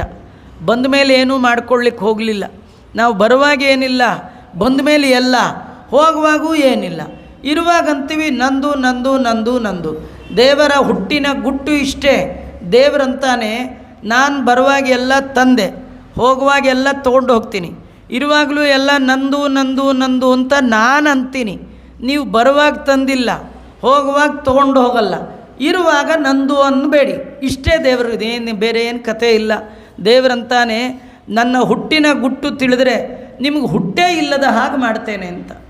ನಮಗೆ ಹುಟ್ಟು ಬೇಡ, ಆಸೆ. ಪುಟ್ಟಿಸಲೇ ಬೇಡ ಇನ್ನು, ಪುಟ್ಟಿಸಿದಕ್ಕೆ ಪಾಲಿಸಿನ್ನು, ಇಷ್ಟು ಮಾತ್ರ ಬೇಡಿಕೊಂಬೆ ಶ್ರೀಕೃಷ್ಣನೇ ಅಂತ ವರ್ಣನೆ ಮಾಡಿದ್ದಾರೆ. ಆ ಭಗವಂತನ ಪರಮಾನುಗ್ರಹ ನಮಗಾಗಬೇಕಂತಾದರೆ ದೇವರ ಹುಟ್ಟಿನ ರಹಸ್ಯವನ್ನು ನಾವು ತಿಳಿಬೇಕು. ಭಗವಂತ ತಾನು ಬರುವಾಗಲೇ ಎಲ್ಲ ಆಭರಣದಿಂದ ಯುಕ್ತನಾಗಿ ಬಂದಿದ್ದಾನೆ. ಆ ಭಗವಂತ ನೋಡಿ ವಸುದೇವ ಸ್ತೋತ್ರ ಮಾಡ್ದ. ದೇವರು ನೋಡಿ ಅಂತ ಇದ್ದಾನೆ, ವಿದಿತೋಸಿ ಭವಾನ್ ಸಾಕ್ಷಾತ್ ಪುರುಷ ಪ್ರಕೃತೆ ಪರಹ. ನಿನ್ನ ಬಗ್ಗೆ ನಾನು ಚೆನ್ನಾಗಿ ತಿಳ್ಕೊಂಡಿದ್ದೇನೆ ಎಂದ. ನೀನು ಎಲ್ಲರಂತಲ್ಲ, ಪ್ರಕೃತಿಗಿಂತೂ ವಿಭಿನ್ನನಾದವ. ಅಂದರೆ ನಾವೆಲ್ಲ ಪ್ರಾಕೃತರು, ನೀನು ಪ್ರಕೃತಿಗೆ ಸಂಬಂಧಪಟ್ಟವಲ್ಲ, ಅಪ್ರಾಕೃತ. ಬ್ರಹ್ಮಾದಿ ದೇವತೆಗಳಿಗೂ ನಿನ್ನ ಗುಣವನ್ನು ಪರಿಪೂರ್ಣವಾಗಿ ತಿಳಿಲಿಕ್ಕೆ ಸಾಧ್ಯ ಇಲ್ಲ ಅಂಥೇಳಿ ಅವನು ಅನೇಕ ರೀತಿಯಿಂದ ಸ್ತೋತ್ರ ಮಾಡ್ದ. ತಾಯಿ ಸ್ತೋತ್ರ ಮಾಡಿದ್ಲು. ಕಡೆಗೆ ಆ ಮಗ ಕೇಳ್ದ, ನನ್ನ ಬಗ್ಗೆ ನಿಮಗಿನ್ನೇನು ಗೊತ್ತಿದೆ ಹೇಳ್ರಿ ಅಂತ. ಅವರಂದರು ಏನು ಗೊತ್ತಿಲ್ಲ. ಹೋಗಲಿ ನಿಮ್ಮ ಬಗ್ಗೆ ಗೊತ್ತಾ ಅಂದ. ಅದು ಗೊತ್ತಿಲ್ಲ ಅಂದು. ನಾವು ತಿಳ್ಕೊಳ್ಬೇಕಾದ 2 ದೇವರಂತಾನೆ, ನೀವು ತಿಳ್ಕೊಳ್ಬೇಕಾದ 2. ತುಂಬ ತಿಳ್ಕೊಳಕ್ಕೆ ಹೋಗಿ ಕನ್ಫ್ಯೂಷನ್ ಮಾಡ್ಕೊಳ್ಬೇಡಿ. 2 ತಿಳ್ಕೊಳ್ಳಿ. ಒಂದು ತಿಳ್ಕೊಳ್ಬೇಕಾದ ಯಾವುದಂದರೆ ನಮ್ಮ ಬಗ್ಗೆ ನಾವು ತಿಳ್ಕೊಳ್ಬೇಕು. ಇನ್ನು 2ನೇದು ಯಾವ ತಿಳ್ಕೊಳ್ಬೇಕಂದ್ರೆ ದೇವರ ಬಗ್ಗೆ ತಿಳ್ಕೊಳ್ಬೇಕು. ಜೀವರ ಬಗ್ಗೆ ತಿಳಿಬೇಕು, ದೇವರ ಬಗ್ಗೆ ತಿಳಿಬೇಕು. ನಮಗೆ ನಮ್ಮ ಬಗ್ಗೆನೂ ಗೊತ್ತಿಲ್ಲ, ದೇವರ ಬಗ್ಗೆನೂ ಗೊತ್ತಿಲ್ಲ. ಸುಮ್ಮನೆ ಮಾತಾಡುವಾಗ ಮಾತ್ರ ಅಂತಿರ್ತೀವಿ, ನಮ್ಮ ಬಗ್ಗೆ ಇನ್ನೂ ನಿಮಗೆ ಗೊತ್ತಿಲ್ಲ ಅಂತಿರ್ತೀವಿ. ಗೊತ್ತಿಲ್ಲ, ನಮಗೆ ಗೊತ್ತಿಲ್ಲ, ಬೇರೆಯವ್ರಿಗೇನು ಗೊತ್ತಾಗುತ್ತೆ? ಒಂದು ಆಶ್ಚರ್ಯ ಗೊತ್ತಾ? ನಮ್ಮ ಬಗ್ಗೆ ಯಾರು ಅಂತ ನಮಗೆ ಗೊತ್ತಾಗ್ಬಿಟ್ರೆ ಉಳಿದವ್ರ ಬಗ್ಗೆನೂ ಗೊತ್ತಾಗ್ಬಿಡುತ್ತೆ. ನಮ್ಗೆ ಯಾರ ಬಗ್ಗೆ ಯಾಕೆ ಗೊತ್ತಿಲ್ಲ ಅಂದರೆ ನಮ್ಮ ಬಗ್ಗೆನೇ ಗೊತ್ತಿಲ್ಲ. ನಾನು ಯಾರು ಅಂತ ನನಗೆ ಗೊತ್ತಾದರೆ ಉಳಿದವ್ರ ಬಗ್ಗೆ ಎಲ್ಲ ಭಾರಿ ಗೊತ್ತಾಗ್ಬಿಡುತ್ತೆ. ಭಗವಂತ ಹೇಳ್ತಾನೆ, ನೀವು ತಿಳ್ಕೊಳ್ಬೇಕಾದ 2, ಒಂದು ನಿಮ್ಮ ಬಗ್ಗೆ, ಇನ್ನೊಂದು ಬಗ್ಗೆ. ನಿಮಗೆ ನನ್ನ ಬಗ್ಗೆನೂ ಗೊತ್ತಿಲ್ಲ, ನಿಮ್ಮ ಬಗ್ಗೆನೂ ಗೊತ್ತಿಲ್ಲ. 2ರ ಜ್ಞಾನ ಕೊಡುವವ ನಾನು ಅಂತ. ಅಮ್ಮ, ನೀನು ಸ್ವಯಂಭುವ ಮನ್ವಂತರ, ಮೊದಲ ಮನ್ವಂತರ ನೋಡು. ಆಗ ನೀನು ಪೃಷ್ಣಿ ಅಂತ ಅವತಾರ ಮಾಡಿದ್ದೆ. ಈ ನಿನ್ನ ಗಂಡ ಇದ್ದಾನಲ್ಲ ವಸುದೇವ, ಇವನು ಬ್ರಹ್ಮದೇವರ ಮಗ, ಸುತಪ ಅಂತ ಹೆಸರು. ಬ್ರಹ್ಮದೇವರ ಆಜ್ಞಾನುಸಾರ ನೀವಿಬ್ಬರು ದೇವತೆಗಳ ಕಾಲಮಾನದಲ್ಲಿ 12,000 ವರ್ಷ ಮಳೆಗಾಲದಲ್ಲಿ ನೀರಿನ ಮಧ್ಯ, ಚಳಿಗಾಲದಲ್ಲಿ ಹೊರಗೆ, ಹೀಗೆಲ್ಲ ಬೇಸಿಗೆ ಕಾಲದಲ್ಲಿ ಪಂಚಾಗ್ನಿಗಳ ಮಧ್ಯದಲ್ಲಿ ನಿಂತು ನನ್ನನ್ನು ಕುರಿತು ತಪಸ್ಸು ಮಾಡಿದ್ರಿ. ನಾನು ಪ್ರತ್ಯಕ್ಷ ಆದೆ, ಏನು ಬೇಕು ಅಂತ ಕೇಳಿದೆ. ಆದರೆ ನೀವು ಮೋಕ್ಷ ಕೇಳಬಾರ್ದು, ಹಾಗೆ ನಾನೇ ಮಾಡಿದೆ ಅಂದ. ಅಂದರೆ ದೇವರ ಮುಂದೆ ನಿಂತ್ಕೊಳ್ಬೋದ್ರಿ. ದೇವ್ರ ಮುಂದೆ ನಿಂತು ಏನಾದ್ರು ಕೇಳ್ತೀನಿ ಅಂತ ಅಂದ್ಕೊಂಡ್ರೆ ಹಾಗೆಲ್ಲ ನಿಮಗೆ ಮನಸ್ಸು ಬಂದಿದ್ದು ಕೇಳಲಿಕ್ಕೆ ಸಾಧ್ಯ ಇಲ್ಲ. ಯಾಕೆಂದರೆ ಕೇಳೋ ಬುದ್ಧಿ ಕೊಡೋನು ಅವನೇ. ಅವನು ಕೊಟ್ಟರೆ ಕೇಳ್ಬೋದು, ಅವನು ಏನು ಕೊಡ್ತಾನೆ ಅದನ್ನು ಕೇಳ್ಬೋದು. ನೀವೆಲ್ಲ ಕೇಳಿದಿರಿ. ರಾವಣ ಏನೋ ಕುಂಭಕರ್ಣ ಅವರೆಲ್ಲ ಏನೋ ವರ ಕೇಳಬೇಕು ಅಂತ ಹೋದರು. ಆದರೆ ಏನು ವರ ಕೇಳಿದ್ರು, ಏನು ಕೇಳಲಿಕ್ಕಾಯಿತು? ಅವ್ರು ಅಂದ್ಕೊಂಡಿದ್ದೆಲ್ಲ ಕೇಳಲಿಕ್ಕಾಗೋಲ್ಲ. ಹಾಗಾಗಿ ನಿಮಗೆ ಹಾಗೆ ವರ ಕೇಳಲಿಕ್ಕಾಗಲಿಲ್ಲ. ನೀವು ಒಂದು ಕೆಲಸ ಮಾಡಿದ್ರಿ, ನಾನು ಮಗನಾಗಿ ಬೇಕು ಅಂತ ಕೇಳಿದ್ರಿ. ನಾನು ಆಗಲಿ ಅಂತ 3 ಬಾರಿ ಅಂದೆ. 2 ಬಾರಿ ನಿಮಗೆ ಮಗನಾಗಿ ಬಂದೆ. ಮೊದಲ ಬಾರಿ ನಿಮಗೆ ಮಗನಾಗಿ ಬಂದಾಗ ನನಗೆ ಪೃಶ್ನಿಗರ್ಭ ಅಂತಿಟ್ರಿ. ನಾನು 2ನೇ ಬಾರಿ ನೀನು ಅದಿತಿ ಆದೆ, ನಿನ್ನ ಈ ಗಂಡ ಕಶ್ಯಪ ಆದ. ನಿಮ್ಮಿಬ್ಬರ ದಾಂಪತ್ಯದ ಫಲವಾಗಿ ನಾನು ಬಂದೆ. ತುಂಬ ಸುಂದರನಾಗಿದ್ದ ಕಾರಣ ವಾಮನತ್ವಾಚ್ಚ ವಾಮನಃ, ನನಗೆ ವಾಮನ ಅಂತ ಹೆಸರಿಟ್ರಿ. ಅದೇ ನೀವೀಗ ವಸುದೇವ ದೇವಕಿಯರಾಗಿ ಬಂದಿದ್ದೀರಿ. ನೀವು 12 ವರ್ಷಗಳ ಕಾಲ ತಪಸ್ಸು ಮಾಡಿ ಯಾವ ಕಲ್ಯಾಣಮಯವಾದ ನನ್ನ ರೂಪವನ್ನು ನೋಡಿದ್ರೋ ಅದೇ ನಾನು ಈಗ ಮತ್ತೆ ನಿಮಗೆ ಮಗನಾಗಿ ಬರ್ತೇನೆ. ನಾನು ಬರುವಾಗಲೇ ಮಗುವಾಗಿ ಬಂದುಬಿಟ್ಟಿದ್ರೆ ಈ ಇನ್ಫಾರ್ಮೇಷನ್ ಎಲ್ಲ ನೀವೆಲ್ಲಿ ತಗೊಳ್ತಿದ್ರಿ? ಈ ಕಳೆದ 2 ಜನ್ಮದಲ್ಲಿ ನನ್ನನ್ನು ಮಗ ಅಂತ ತಿಳ್ಕೊಂಡು ದೊಡ್ಡ ಟೋಪಿ ಹಾಕ್ಕೊಂಡಿದ್ದೀರಿ. ಈ ಜನ್ಮದಲ್ಲಿ ಮಗ ಅಂತ ಅಂದ್ಕೊಳ್ಬೇಡಿ. ಯುವ ಮಾಂ ಪುತ್ರ ಭಾವೇನ. ಕೆಲವು ಕಾಲ ನೀವಿಬ್ಬರು ನನ್ನನ್ನು ಮಗ ಅಂತ ತಿಳ್ಕೊಳ್ಳಿ. ಮತ್ತೆ ಕೆಲವು ಕಾಲ ನೀವಿಬ್ಬರು ನನ್ನನ್ನು ಭಗವಂತ ಪರಬ್ರಹ್ಮ ಅಂತ ತಿಳ್ಕೊಳ್ಳಿ. ಮಗ ಅಂತ ತಿಳಿದು ಪ್ರೀತಿ ಮಾಡಿ, ಪರಬ್ರಹ್ಮ ಅಂತ ತಿಳಿದು ಭಕ್ತಿ ಮಾಡಿ. ನನ್ನನ್ನು ಎಡಬಿಡದೆ ಪ್ರೀತಿ ಮಾಡಿದ್ದಕ್ಕಾಗಿ ಭೂಲೋಕದಲ್ಲಿ ಸುಖ, ನನ್ನನ್ನು ಎಡಬಿಡದೆ ಭಕ್ತಿ ಮಾಡಿದ್ದಕ್ಕಾಗಿ ಪರಲೋಕದಲ್ಲಿ ಸುಖ. ಎರಡನ್ನೂ ನಿಮಗೆ ಕೊಡ್ತೇನೆ. ಇದನ್ನು ಹೇಳೋಣ ಅಂತ ಈ ಶಂಖಚಕ್ರ ಹಿಡ್ಕೊಂಡು ಬಂದೆ. ಆರ್ಡಿನರಿ ಬಂದುಬಿಟ್ಟಿದ್ರೆ, 6 ಮಕ್ಕಳ ಥರ ನಾನು ಬಂದುಬಿಟ್ಟಿದ್ರೆ ನೀನು ಸೀದಾ ನನ್ನ ಹಿಡ್ಕೊಂಡೋಗಿ ಕಂಸನ ಕೊಡ್ತಿದ್ದೆ. ಕಂಸ ಹಳೆ ಮಕ್ಕಳನ್ನ ಕೊಂದಾಗ ನನ್ನೂ ಕೊಲ್ಲಿಕ್ಕೆ ಬರ್ತಿದ್ದ. ನನಗೆ ನೋ ಪ್ರಾಬ್ಲಮ್. ನನ್ನ ಬಳಿ ಯಾರು ಯಾವ ಭಾವನೆಯಿಂದ ಬರ್ತಾರೆ ಅವ್ರಿಗೆ ಅದೇ ಫಲ. ನನ್ನನ್ನು ಕೊಲ್ಲಬೇಕು ಅಂತ ಯಾರು ಬಂದರೆ ನಾ ಸಾಯಲ್ಲ, ಅವನು ಸಾಯ್ತಾನೆ. ನನಗೆ ಅವನು ಸಾಯೋದಿಷ್ಟ ಇಲ್ಲ. ಯಾಕೆಂದರೆ ನಿಮಗೆಷ್ಟು ದುಃಖ ಕೊಟ್ಟಿದ್ದಾನೆ. ಸಜ್ಜನರಿಗೆ ಬಹಳಷ್ಟು ದುಃಖ ಕೊಟ್ಟ ವ್ಯಕ್ತಿ ಸುಲಭದ ಸಾವು ಸಾಯಬಾರ್ದು. ನೆರಳಾಡಿ ಸಾಯಬೇಕು. ಕೃಷ್ಣ ಅಂತಾನೆ, ಅವನು ತನ್ನ ಎಲ್ಲ ಸಂಬಂಧಿಕರನ್ನು ಕಳ್ಕೊಂಡು ಆ ಎಲ್ಲ ದುಃಖವನ್ನು ಅನುಭವಿಸಿ ಅವನು ಇದು ನನ್ನ ಸಂಕಲ್ಪ ಅಂತ. ಅದಕ್ಕೆ ನೀವು ನನ್ನ ಕರ್ಕೊಂಡು ಹೋಗಿ ನಂದಗೋಕುಲದಲ್ಲಿ ಇಟ್ಟುಬಿಡಿ ಅಂತ ಭಗವಂತ ಆಜ್ಞೆ ಮಾಡಿದ. ಅದೆಲ್ಲ ಕೇಳಿ ಆನಂದ ಆಗಿ ವಸುದೇವ ಅಂತಾನೆ, ಎಲ್ಲ ಸರಿ, ನಿನ್ನ ಈ ಅಲೌಕಿಕವಾದ ಅತ್ಯದ್ಭುತವಾದ ಕಣ್ಣು ಕೊರೈಸುವ ಈ ರೂಪವನ್ನು ನೋಡಲಿಕ್ಕೆ ನನಗಾಗ್ತಾ ಇಲ್ಲ. ಉಪಸಂಹಾರ ವಿಶ್ವಾತ್ಮನ್, ಉಪಸಂಹಾರ ಮಾಡು ಸ್ವಾಮಿ. ವ್ಯಾಪ್ತವಾದ ಈ ನಿನ್ನ ರೂಪ, ಕೋಟಿ ಸೂರ್ಯ ಪ್ರಭೆಯನ್ನು ಧಿಕ್ಕರಿಸುವ ಈ ಮುಖಮಂಡಲವನ್ನು ನೋಡುವ ತಾಕತ್ತು ನನಗಿಲ್ಲ. ದಯಮಾಡಿ ಉಪಸಂಹಾರ ಮಾಡು ಅಂತ ಅಂದದ್ದೇ ತಡರಿ. 2 ಮಿನಿಟ್ಸ್ ಅನ್ಬೇಕ ಬೇಡ, ಒಳಗೋಗಿ ಡ್ರೆಸ್ ಚೇಂಜ್ ಮಾಡ್ಕೊಂಡು ಏನಿಲ್ಲ ರೀ.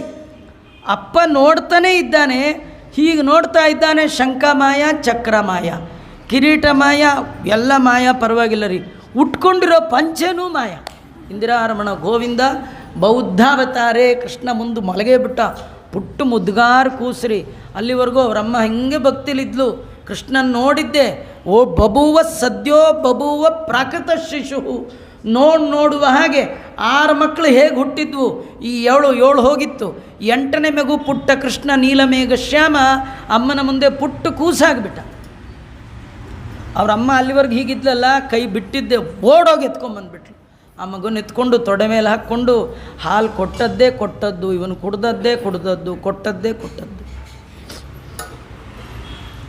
ಕಡೆಗೆ ವಸುದೇವ ಅಂದ, ಟೈಮ್ ಆಗ್ತಾ ಇದೆ, ಮಗುನ ಕರ್ಕೊಂಡು ಹೋಗಬೇಕು ಅಂತಂದ.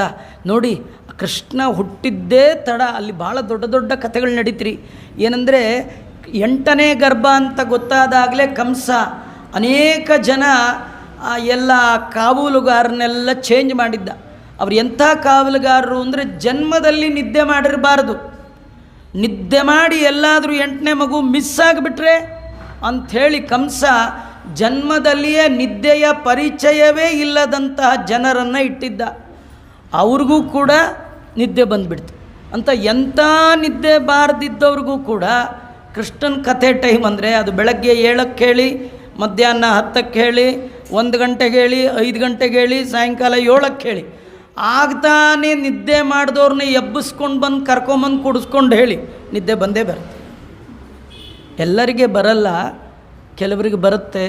ಬಂದರೆ ತಿಳ್ಕೊಳ್ಳಿ, ಈ ಜನ್ಮದಲ್ಲಿ ನಮಗೆ ಕೇಳೋ ಯೋಗ್ಯತೆ ಈಗ ಇಲ್ಲ. ಅದು ಯಾವಾಗ ಕೊಡ್ತಾನೋ ಕೊಡ್ತಾನೆ. ಅವ್ರಿಗಂತೂ ಇಲ್ಲೇ ಇಲ್ಲ. ಅವರೆಲ್ಲ ಪೂರ ನಿದ್ದೆ ನಿದ್ದೆ ನಿದ್ದೆ. ಎದ್ದವನು ಒಬ್ಬನೇ, ಆ ವಸುದೇವ ಮತ್ತು ಅವನ ಹೆಂಡತಿ, ಇಷ್ಟೇ ಜನ ಎದ್ದಿದ್ರು. ಕಥೆ ಏನು ಗೊತ್ತಾ, ನಾಳೆ ಮತ್ತೆ ಕೃಷ್ಣಾಷ್ಟಮಿ ಬರುತ್ತೆ. ಈಗಾಗಲೇ ಪಂಚಾಂಗದಲ್ಲಿ ಹಾಕ್ಬಿಟ್ಟಿದ್ದಾರೆ 12:48 ಅಂತ. ಯಾರಾದರೂ 9ಕ್ಕೆ ಅರ್ಘ್ಯ ಕೊಟ್ಟು 10ಕ್ಕೆ ಫಳಾರ ಮಾಡಿ 10ವರೆಗೆ ಲೈಟ್ ಆರಿಸಿ ಡಾಗ್ ಹೊರಗೆ ಬಿಟ್ಟು ಗಾಡ್ ಒಳಗೆ ಪೆಟ್ಟಿಗೆ ಒಳಗಿಟ್ಟು ಮಲಗಿದ್ರಿ, ಕೃಷ್ಣ ಮಾತ್ರ ರೈಟ್ ಟೈಮ್ ಬರ್ತಾನೆ. ಅವನು ಸತ್ಯ ಸಂಕಲ್ಪ, ಅವನು ಕಾಲಶ್ಚ ನಾರಾಯಣ, ಅವನು ಕಾಲಾಂತರ್ಗತ, ಕಾಲ ನಿಯಾಮಕ, ಕಾಲಾತೀತ, ತ್ರಿಕಾಲಜ್ಞ. ಅವನು ಒಮ್ಮೆ 12:48 ಅಷ್ಟಕ್ಕೆ ಬರ್ತಾನೆ, ಬಾಗಿಲು ತಟ್ತಾನೆ. ಅವನು ತಟ್ಗಿಟ್ಟಕ್ಕೆಲ್ಲ ಹೋಗಲ್ಲ. ನಿಮ್ಮದು ಎಲ್ಲ ಬ್ಲಾಕ್ ಆಗಿದೆ, ಪೂರ ಕತ್ಲಾಗಿದೆ ಅಂದರೆ ಪೆನ್ಸಿಲಲ್ಲಿ ಹೊರಗೆ ಬರೆದು ಹೋಗ್ಬಿಡ್ತಾನೆ, ಕಮ್ಸ್ ಆ್ಯಂಡ್ ಕಂಪ್ನಿ ಅಂತ ಬರೆದು ಹೋಗ್ಬಿಡ್ತಾನೆ. ನೋಡಿ, ಯೋಚನೆ ಮಾಡಿ. ಕರೆಕ್ಟ್ ಇನ್ನೊಂದು ತಿಂಗಳಿಗೆ ಬರ್ತಾ ಇದ್ದಾನೆ. ಯಾರು ಎದ್ದಿರ್ತೀರಿ, ಯಾರು ಮಲಗಿರ್ತೀರಿ. ಎದ್ದವರು ಅವರು ದೇವತೆಗಳು, ಮಲಗಿದವರು ದೈತ್ಯರು. ಯಾಕೆಂದರೆ ಆ ದೈತ್ಯರಿಗೆ ಕೃಷ್ಣ ಬೇಡ, ಅವರಿಗೆ ಕೃಷ್ಣ ಬೇಡ. ಅದಕ್ಕೆ ಕಣ್ಮುಚ್ಕೊಂಡ್ಬಿಟ್ರು. ಅವ್ರನ್ನ ಯಾರೋ ಕೇಳಿದ್ರು ಕಣ್ಮುಚ್ಕೊಳ್ಳೋಕೆ ಮುಂಚೆ, ಯಾಕೆ ಕಣ್ಮುಚ್ಕೊಳ್ತೀವಿ, ನಿಮ್ಗೇನು ಬೇಕು? ಕೃಷ್ಣನ ಕಟ್ಕೊಂಡು ಏನು ಮಾಡೋಣ, ಲಕ್ಷ್ಮೀ ಬೇಕು ಅಂದರು. ಅದಕ್ಕೆ ಲಕ್ಷ್ಮೀ ಬರೋವರೆಗೂ ಕಣ್ಣು ಬಿಡಲ್ಲ ಅಂತ, ಫಳಾರ ಆಗೋವರೆಗೂ, ಊಟ ಆಗೋವರೆಗೂ ಕಣ್ಣು ಬಿಡಲ್ಲ ಅಂತ ಮಲಗಿಬಿಟ್ರೆ ಕೃಷ್ಣನ ಅಷ್ಟಮಿ. ಏನು ಮಾಡಬೇಕಾದ್ರೆ ದೈತ್ಯರ ಕಾಟ. ಹಾಗಾಗಿ ಅಲ್ಲೆಲ್ಲ ಕಂಸನ ಕಡೆಯವರೆಲ್ಲ ಮಲಗಿಬಿಟ್ಟಿದ್ದಾರೆ.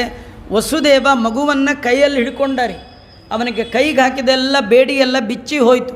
ಭಗವಂತ ಅಂತಾನೆ, ಅನಾದಿ ಸಿದ್ಧವಾದ ಸಂಸಾರದ ಬಂಧನವೇ ನನ್ನ ನೋಟದಿಂದ ಬಿಡುಗಡೆ ಆಗೋದಾದರೆ ಈ ಕಬ್ಬಿಣದ ಬೇಡಿ ಏನು ದೊಡ್ಡದು ಅಂತ ಭಗವಂತ ಆ ಮೂಲಕ ತೋರಿಸ್ತಾ ಇದ್ದಾನೆ. ಕರ್ಕೊಂಡು ಹೋದ. ನಂದಗೋಕುಲಕ್ಕೆ ಹೋಗ್ಬೇಕು. ದಾರಿಯಲ್ಲಿ ಯಮುನಾ ನದಿ ಅಡ್ಡ. ಹಾಗೆ ಸಂಸಾರದ ಒಳಗೆ ದೇವರನ್ನು ಹಿಡಿದು ಹೋದವರಿಗೆ ಸಂಸಾರ ಸಾಗರ ಭಾರಿ ಪ್ರಾಬ್ಲಮ್ ಅಲ್ವಾ. ಮಡಿ ಬಿಡಿ, ದೇವರು ಬಿಡಿ, ಧರ್ಮ ಬಿಡಿ, ನೋ ಪ್ರಾಬ್ಲಮ್. ದೇವರು ಮಡಿ ಹಿಡಿರಿ, ನೂರಾರು ಪ್ರಾಬ್ಲಮ್. ಇದೆಲ್ಲ ಇರ್ತಕ್ಕಂಥ ತೋರಿಸಿದ್ದಾರೆ. ಭಗವಂತನನ್ನು ನಂಬಿ ಒಂದು ಹೆಜ್ಜೆ ಆ ನೀರೊಳಗಿಟ್ಟ, ನೀರೇ ಇಬ್ಬಾಗ ಆಯಿತು. ಯಮುನಾ ದೇವಿ ದಾರಿ ಮಾಡಿಕೊಟ್ಟಿದ್ದಾಳೆ. ಭವಪ್ರವಾಹೋಪಿ, ವಾದಿರಾಜರು ವರ್ಣನೆ ಮಾಡ್ತಾರೆ, ಸಂಸಾರದ ಪ್ರವಾಹವು ಕೂಡ ದೇವರನ್ನು ನಂಬಿಕೆಯಿಂದ ಹಿಡಿದು ಹೋದರೆ ಹೀಗಾಗತ್ತೆ ಅಂತ ತೋರಿಸಿಕೊಟ್ಟ ಅದ್ಭುತವಾದ ಕಥೆ. ಆ ಕಥೆ ಅಂತ ವರ್ಣನೆ ಮಾಡಿದ್ದಾರೆ. ನಂದಗೋಕುಲಕ್ಕೆ ಹೋಗಿ ಕೃಷ್ಣನನ್ನು ಇಟ್ಟು ಅಲ್ಲಿ ಹುಟ್ಟಿದ ಹೆಣ್ಣು ಕೂಸಂತಂದರು. ಆಶ್ಚರ್ಯ ಅಂದರೆ ಅಲ್ಲಿ ಹೆಣ್ಣು ಮಗು ಹುಟ್ಟಿತ್ತು, ಅಲ್ಲಿದ್ದವರು ಎಲ್ಲ ಮಲಗಿಬಿಟ್ಟಿದ್ರು. ಆದರೆ ಅವರೆಲ್ಲ ದೇವತೆಗಳಂತೆ. ಅಲ್ಲಿ ಮಲಗಿದ್ರೆ ದೇವತೆಗಳು, ಮಥುರಾ ಪಟ್ಟಣದಲ್ಲಿ ಮಲಗಿದ್ರೆ ದೈತ್ಯರು. ಒಂದೇ ಟೈಮ್ ಇಲ್ಲಿ ಮಲಗಿದ್ರೆ ದೇವತೆಗಳು, ಅಲ್ಲಿ ಮಲಗಿದ್ರೆ ದೈತ್ಯರು. ಅದೇನು ವ್ಯತ್ಯಾಸ?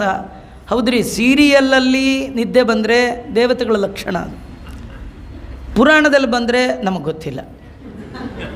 ದೇವರನ್ನೇ ಕೇಳಬೇಕು, ಸ್ವಾಮಿ ಪುರಾಣಕ್ಕೆ ನಾ ಹೋಗ್ತೇನೆ, ಪುರಾಣಕ್ಕೆ ನಾ ಹೋಗ್ತೇನೆ, ನಿದ್ದೆ ಬಾರದಾಗ ನೀನು ನೋಡ್ಕೊ. ಇಷ್ಟೇ ಹೇಳ್ಬೋದು ವಿನ ನಾವೇನು ಮಾಡ್ಲಿಕ್ಕೆ ಸಾಧ್ಯ ರೀ? ನಮ್ಮ ಕೈಲೇನು ಸಾಧ್ಯ? ಯಾವ ಜನ್ಮದಲ್ಲಿ ಕಂಸನ್ ಸೈನ್ಯ ಒಳಗೆ ಆಡಾಗಿದ್ವೋ ಏನು ಕಥೆಯೋ, ಕಂಸನ್ ಬೆಟಾಲಿಯನ್ನಲ್ಲಿ ಏನು ಸೇರಿದ್ವೋ, ಎಲ್ಲ ಅರ್ಧಂಬರ್ಧ ಕೆಲಸ ಮಾಡಿದ್ವೋ, ಅಲ್ಲಿಂದ ಇಟ್ಕೊಂಬಂದು ದ್ವೇಷ ಇಲ್ಲಿವರೆಗೂ ಕಂಟಿನ್ಯೂ ಆದರೆ ಏನೂ ಮಾಡಲಿಕ್ಕೆ ಸಾಧ್ಯ ಇಲ್ಲ.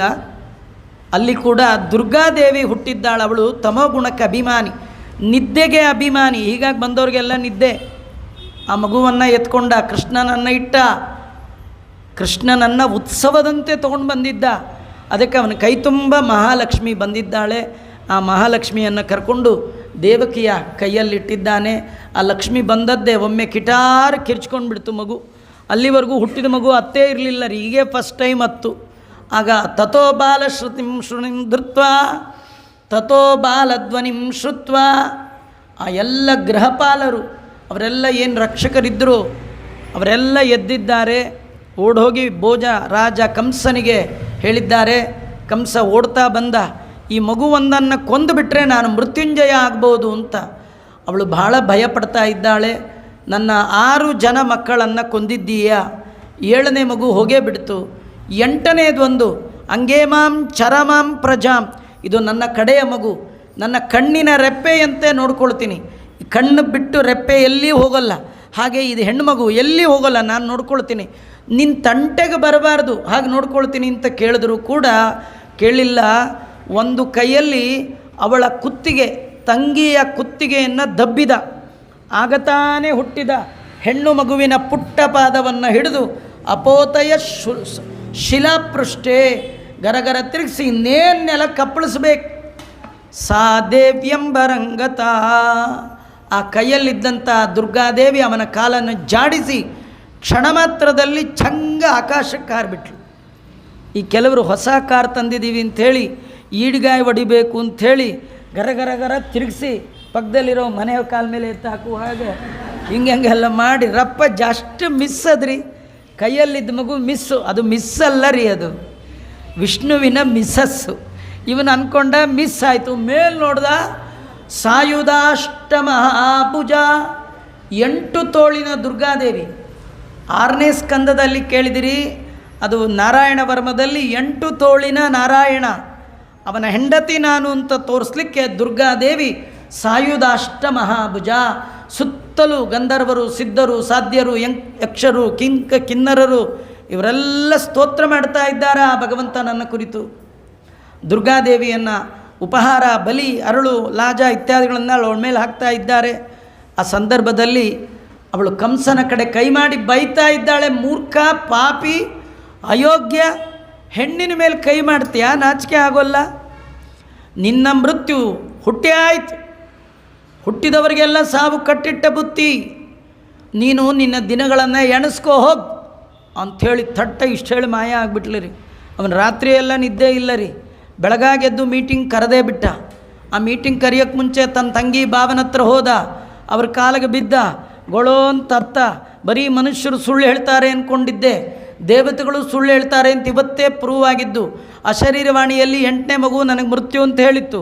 ಹೌದು ಅಂತ ತಿಳ್ಕೊಂಡು 7 ಮಕ್ಕಳನ್ನು ಕೊಂದುಬಿಟ್ಟೆ. ಅನ್ಯಾಯವಾಗಿ ನಿನ್ನ ಮಕ್ಕಳನ್ನು ಕೊಂದುಬಿಟ್ಟೆ. ನೀವಿಬ್ಬರು ಭಾಳ ಒಳ್ಳೆಯವರು, ನಾನು ಕೊಂದೆ ಅಂತ ಅಂದ್ಕೊಳ್ಬೇಡಿ, ಎಲ್ಲ ದೇವರಿಚ್ಛೆ ಅಂದುಬಿಟ್ಟ. ಅಂದದ್ದು ಅವನಲ್ಲ, ಒಳಗೊಬ್ಬರಿದ್ದರು ಭೃಗು ಋಷಿಗಳು. ಅವರು ಎಚ್ಚರಿಕೆಯ ಮಾತನ್ನು ಆಡ್ತಾ ಇದ್ದಾರೆ. ಕಾಲು ಹಿಡಿದು ನಮಸ್ಕಾರ ಮಾಡಿದ. ಅವರನ್ನ ಬಂಧನದಿಂದ ಬಿಡುಗಡೆ ಮಾಡಿದ. ರಾತ್ರಿ ಕಳೀತು. ಬೆಳಗ್ಗೆ ಅರ್ಜೆಂಟ್ ಮೀಟಿಂಗ್ ಅಂದ. ಎಲ್ಲರೂ ಬಂದಿದ್ದಾರೆ. ಆ ಬಂದ ಸಂದರ್ಭದಲ್ಲಿ ಪೂತನಿ ಅಂತ ಅವಳು ಆ ಕ್ಯಾಬಿನೆಟ್ಟಲ್ಲಿದ್ದ ಒಂದೇ ಒಂದು ಲೇಡಿ ಕ್ಯಾಂಡಿಡೇಟ್. ಹೀಗೆ ಬರ್ಬತ್ತಾ 20% 30% ಸ್ಟಾರ್ಟಿಂಗಲ್ಲಿ ಕಂಸನ ಆಸ್ಥಾನದಲ್ಲಿ ಒಬ್ಬಳಿದ್ಲು. ಅವಳು ಸಾಕಮ್ಮ, ಚಿಕ್ಕಮ್ಮ, ಇವನ ಸಾಕು ತಾಯಿ. ಅವಳಂದ್ಲು, ನೀ ಯಾಕೆ ಇಷ್ಟು ಯೋಚನೆ ಮಾಡ್ತೀಯ? 10 ದಿನ ಆಗಿಲ್ಲ ಅಲ್ಲ, 10 ದಿನದ ಒಳಗಿನ ಎಲ್ಲ ಪುಟ್ಟ ಮಕ್ಕಳನ್ನು, ಪ್ರಪಂಚದ ಎಲ್ಲ ಮಕ್ಕಳನ್ನು ಕೊಂದು ಬರ್ತೇನೆ ಅಂದ್ಲು. ನೋಡಿ, ಯಾವುದೋ ಮಗುನ ಹಿಡಿಯೋಕ್ಕೆ ಹೋಗಿ ಎಲ್ಲ ಮಕ್ಕಳಿಗೆ ಈ ರೀತಿ. ಇದು ದುರ್ಬುದ್ಧಿಯಿಂದ ಅವಳು ಹಾಗೆ ಹೊರಟಿದ್ದಾಳೆ. ಅವಳದು ವಿಚಿತ್ರ ಅಂದರೆ ಯಾವ ಮಗುವನ್ನು ಮುಟ್ತಿರ್ಲಿಲ್ಲಂತೆ, ನೋಡ್ತಿರ್ಲಿಲ್ಲಂತೆ. ಅವಳು ಓಡಾಡುವಾಗ ಅವಳ ಮೈ ಮೇಲೆ ಬೀಸಿದ ಗಾಳಿ ಬೀಸಿದರೂ ಮಗು ಸಾಯ್ತಿತ್ತು. ಈಗೆಲ್ಲ ನಾವು ಕೇಳ್ತಿದ್ವಿ, ಅದು ಕರೋನಾ ಎಲ್ಲ ಬಂದಾಗ ಆ ಗಾಳಿಯಲ್ಲಿ ವೈರಸ್ ಬರುತ್ತೆ ಅಂತ ಅಲ್ವಾ? ಆ ಕರೋನಾಗಿಂತಲೂ ಮೊದಲು ಪೂತನ, ಕರೋನಾ, ವೇನ, ಈ 3 ಜನ ಅವ್ರ ಅಣ್ಣತಮ್ಮಂದಿರಿರ್ಬೇಕೇನೋ ಗೊತ್ತಿಲ್ಲ. ಭಾಗವತದಲ್ಲಿ ಕರೋನಾ ಒಂದು ಬಿಟ್ಬಿಟ್ಟಿದ್ದಾರೆ, 2 ಇಟ್ಟಿದ್ದಾರೆ. ಒಂದು ಪೂತನ, ಇನ್ನೊಂದು ವೇನ ಅಲ್ವಾ? ಇವಳು ಹಾಗೆ ಸುಮ್ಮನೆ ಒಂದು ರಸ್ತೆಯಲ್ಲಿ ಹೋಗಿ ಇವಳ ಮೇಲೆ ಬೀಸಿದ ಗಾಳಿ ಮಗುವಿಗೆ ಬೀಸಿಬಿಟ್ರೆ ಸಾಕು, ಸೋಕಿದ್ರೆ ಸಾಕು, ಆ ಮಗು ಹಾಗೆ ಸತ್ತೋಗ್ಬೇಕು. ಅದಕ್ಕೆ ಟ್ರೀಟ್ಮೆಂಟೇ ಇಲ್ಲ. ಕೆಲವು ಮಗು ಗಟ್ಟಿ ಮಕ್ಕಳು ರೀ, ಅವ್ರು ರಾಯರ ಪಾದೋದಕ್ಕೆ ತೊಗೊಂಡವೋ ಏನು, ಆಗ ರಾಯರಲ್ಲಿದ್ದರೂ ಕೇಳಬೇಡಿ. ವಿಪ್ರ ಪಾದೋದಕ್ಕೆ ತೊಗೊಂಡ ಮಕ್ಕಳು, ದೇವರ ತೀರ್ಥ ತೊಗೊಂಡ ಮಕ್ಕಳು, ಅಂಗರಕ್ಷತೆ ಹಚ್ಕೊಂಡ ಮಕ್ಕಳು, ಗೋಪಿಚಂದನ ತಿಲಕಧಾರಣೆ ಮಾಡಿದ ಸಂಸ್ಕಾರದಿಂದ ಯುಕ್ತವಾದ ಮಕ್ಕಳು ಗಟ್ಟಿ. ಅಂಥ ಮಕ್ಕಳು ಗಾಳಿಗಳಿಗೇನಾಗ್ತಿರ್ಲಿಲ್ಲ. ಅವಳು ಬಂದು ಅವಳು ದೃಷ್ಟಿಸಿ ನೋಡಿಬಿಟ್ರೆ ಸಾಕು, ಆ ಮಗು ಅನ್ನ ತಿನ್ನೋದು ಬಿಟ್ಟು ಸತ್ತೋಗ್ಬಿಡ್ತಿತ್ತು. ಇನ್ನು ಕೆಲವು ಮಕ್ಕಳು ನೋಡಿದ್ರೂ ಇಲ್ಲ, ಅವು ಇನ್ನೂ ಗಟ್ಟಿ. ಅವಾಗೇನು ಮಾಡ್ತಾಯಿದ್ಲು ಅಂದರೆ ತಾನೇ ಕುಡಿಸ್ಕೊಂಡು ಹಾಲು ಕೊಟ್ಟು ಕೊಲ್ತಿದ್ಲು. ಹೀಗೆ ಸಾವಿರ ಮಕ್ಕಳನ್ನು ಕೊಂದ ಮಹಾಪಾಪಿ ಪೂತನೆ ತನ್ನ ಸಾವನ್ನು ಅರಸ್ತಾ ನಂದಗೋಕುಲಕ್ಕೆ ಬಂದಿದ್ದಾಳೆ. ಅದೇ ಸಂದರ್ಭದಲ್ಲಿ ನಂದಗೋಕುಲದ ಯಜಮಾನ ಆ ನಂದಗೋಪ ತಾನು ಕರವನ್ನು ಕಟ್ಟಬೇಕು ಅಂತ ಪಟ್ಟಣಕ್ಕೆ ಬಂದ, ಮಥುರಾ ಪಟ್ಟಣದಲ್ಲಿ ಕರವನ್ನು ಕಟ್ಟಿದ ಮೇಲೆ ತನ್ನ ಅಣ್ಣನಾದ ವಸುದೇವನ ನೋಡಲಿಕ್ಕೆ ಬಂದ. ನಂದಗೋಪ, ವಸುದೇವ ಅಣ್ಣ ತಮ್ಮಂದಿರು, ಒಬ್ಬನೇ ತಂದೆಯ 2 ಹೆಂಡತಿಯರ ಮಕ್ಕಳು. ಕ್ಷತ್ರಿಯ ಜಾತಿಯ ಹೆಂಡತಿಯಲ್ಲಿ ಶೂರಸೇನನಿಗೆ ಹುಟ್ಟಿದವ ವಸುದೇವ. ಶೂರಸೇನ ವೈಶ್ಯ ಒಂದು ಹೆಂಡತಿಯನ್ನು ಮದುವೆ ಆಗಿದ್ದ, ವೈಶ್ಯರ ಜಾತಿ. ಆ ವೈಶ್ಯರಲ್ಲಿ ಹುಟ್ಟಿದವ ನಂದಗೋಪ. ಹೀಗಾಗಿ ಅಪ್ಪ ಒಬ್ಬನೇ, ಅಮ್ಮ ಮಾತ್ರ ಬೇರೆ ಬೇರೆ. ಯಾರಿಗೆ? ವಸುದೇವ ಮತ್ತು ನಂದಗೋಪನಿಗೆ. ನಂದಗೋಪ ವಸುದೇವ ಅಣ್ಣನನ್ನು ಮಾತಾಡಿಸ್ಲಿಕ್ಕೆ ಬಂದ. ಅಣ್ಣ ವಸುದೇವನಿಗಂದ, ಬಂದು ಕೆಲಸ ಆಯ್ತಲ್ಲ, ತುಂಬ ದಿನ ಇರಬೇಡ, ಟ್ಯಾಕ್ಸ್ ಕಟ್ಟಿದ್ದಾಗಿದೆ ಅಂತಾದರೆ ಈ ಸಿಟಿ ಬಂದವರು ಹಳ್ಳಿಗೆ ಹೋಗೋದು ಭಾರಿ ಕಷ್ಟ. ನೀನು ಹಳ್ಳಿಯಿಂದ ಬಂದಿದೆಯಾ, ಸಿಟಿ ನೋಡಿದ್ದಾಯ್ತಲ್ಲ, ಹೊರಟು ಬಿಡು, ಯಾಕೆಂದರೆ ನಿಮ್ಮೂರಲ್ಲಿ ಏನೆಲ್ಲ ಅಪಶಕನಗಳಾಗ್ತಾ ಇದೆಯೋ ಅಂತಂದ. ಇವನಿಗೆ ಆಶ್ಚರ್ಯ, ನಮ್ಮಣ್ಣ ಎಂದೂ ಹೀಗೆ ಮಾತಾಡಿದವ ಅಲ್ಲ, ನಮ್ಮನ್ನ ಬಾಯಲ್ಲಿ ಸುಳ್ಳೇ ಬಂದಿಲ್ಲ, ಏನಾಗತ್ತೋ ಏನೋ ಗೊತ್ತಿಲ್ಲ, ಭಯದಿಂದ ಭಾರಿ ಅವನು ಭಯಪಡ್ತಾ ಹೋಗ್ತಾ ಇದ್ದಾನೆ. ಅದೇ ಸಂದರ್ಭದಲ್ಲಿ ಪೂತನೆ ಬಾಲಜ್ಞಾನ, ಅವಳು ಮಗುವನ್ನು ಕೊಲ್ಲುವಂಥ ಅವಳು ಹೋಗ್ತಾ ಇದ್ದಾಳೆ. ಅವಳು ನಂದಗೋಕುಲಕ್ಕೆ ಬಂದಳು. ಭಾಗವತದಲ್ಲಿ ಒಂದು ಕಥೆ ಇದೆ. ಪೂತನೆ ಆಗಿನ ಕಾಲದಲ್ಲಿ ಯಾರ್ಯಾರ ಮನೆಗೆ ಹೋಗಿದ್ಲು ಅಂತ, ಯಾರ್ಯಾರ ಮನೆಗೆ ಹೋಗಿದ್ಲು ಅಂತ ಹೇಳುವಾಗ ಯತ್ರ ಶ್ರವಣ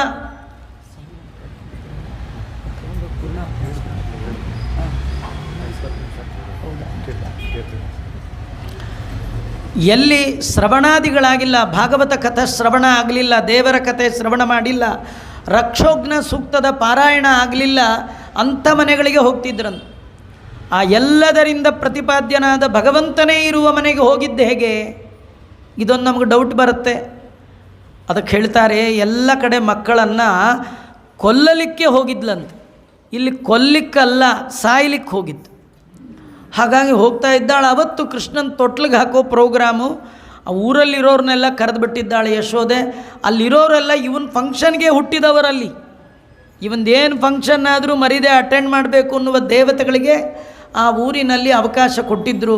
ಹೀಗಾಗಿ ಕೃಷ್ಣನನ್ನು ತೊಟ್ಲಿಗೆ ಹಾಕೋ ಕಾರ್ಯಕ್ರಮ ಅಂಥೇಳಿ ನಂದಗೋಕುಲದ ಗಂಡಸರು ಹೆಂಗಸರೆಲ್ಲ ಒಳ್ಳೊಳ್ಳೆ ಆಭರಣ, ಒಳ್ಳೊಳ್ಳೆ ವಸ್ತ್ರವನ್ನು ಹಾಕ್ಕೊಂಡು, ಕೈಯಲ್ಲಿ ನಾನಾಪಾಯನ ಪಾಣಯ, ಕೈಯಲ್ಲಿ ಪ್ರೆಸೆಂಟೇಷನ್ ಬಾಕ್ಸ್ ಹಿಡ್ಕೊಂಡು ಎಲ್ಲರೂ ನಂದಗೋಪನ ಮನೆ ಕಡೆ ಹೋಗ್ತಾ ಇದ್ದರು. ಅವರ ಹಾರ, ಅವರ ವನಪು, ಅವರ ವಯ್ಯಾರ, ಅವರ ಶೃಂಗಾರ ಇದೆಲ್ಲ ನೋಡಿ ಪೂತನಿ ಅಂದ್ಕೊಂಡ್ಳು, ಇವ್ರ ಮಧ್ಯ ನಾನು ನಿಂತರೆ ಮೊದಲು ಅರೆಸ್ಟ್ ಮಾಡಿ ಒಳಗೆ ಹಾಕಿಬಿಡ್ತಾರೆ ನಾನು ಸ್ವಲ್ಪ ಟ್ರಿಮ್ ಆಗಬೇಕು ಅಂಥೇಳಿ ಅವಳು ಮಾಯಾವಿ ಕಾಮರೂಪದಕ್ಕೆ ಕ್ಷಣ ಮಾತ್ರದಲ್ಲಿಯೇ ವಿಚಿತ್ರವಾದ ರೂಪವನ್ನು ಧಾರಣೆ ಮಾಡಿಬಿಟ್ಟಿದ್ದಾಳೆ.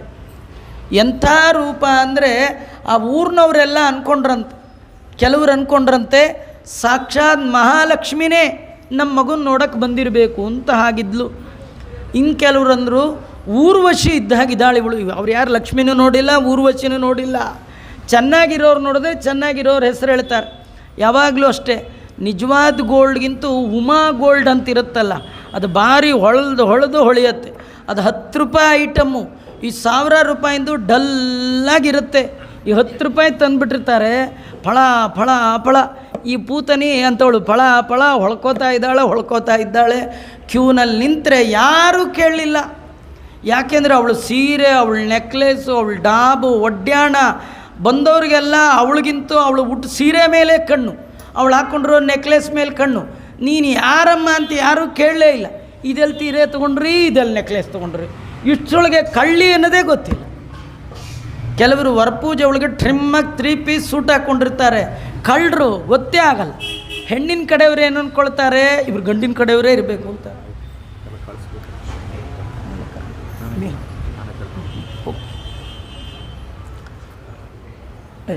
ಬೇಗ ಮಂಗಳಾರತಿ ಮಾಡಿಸ್ಕೊಂಡು ಪೂರ್ಣ ಅಷ್ಟೇ ಕಳಿಸ್ಕೊಟ್ಟು ಮಿಕ್ಕಿದ್ದಾಗ ಮಾಡಿ ನಾನು ಬಂದು ವಿಸರ್ಜನೆ ಪ್ರವಚನ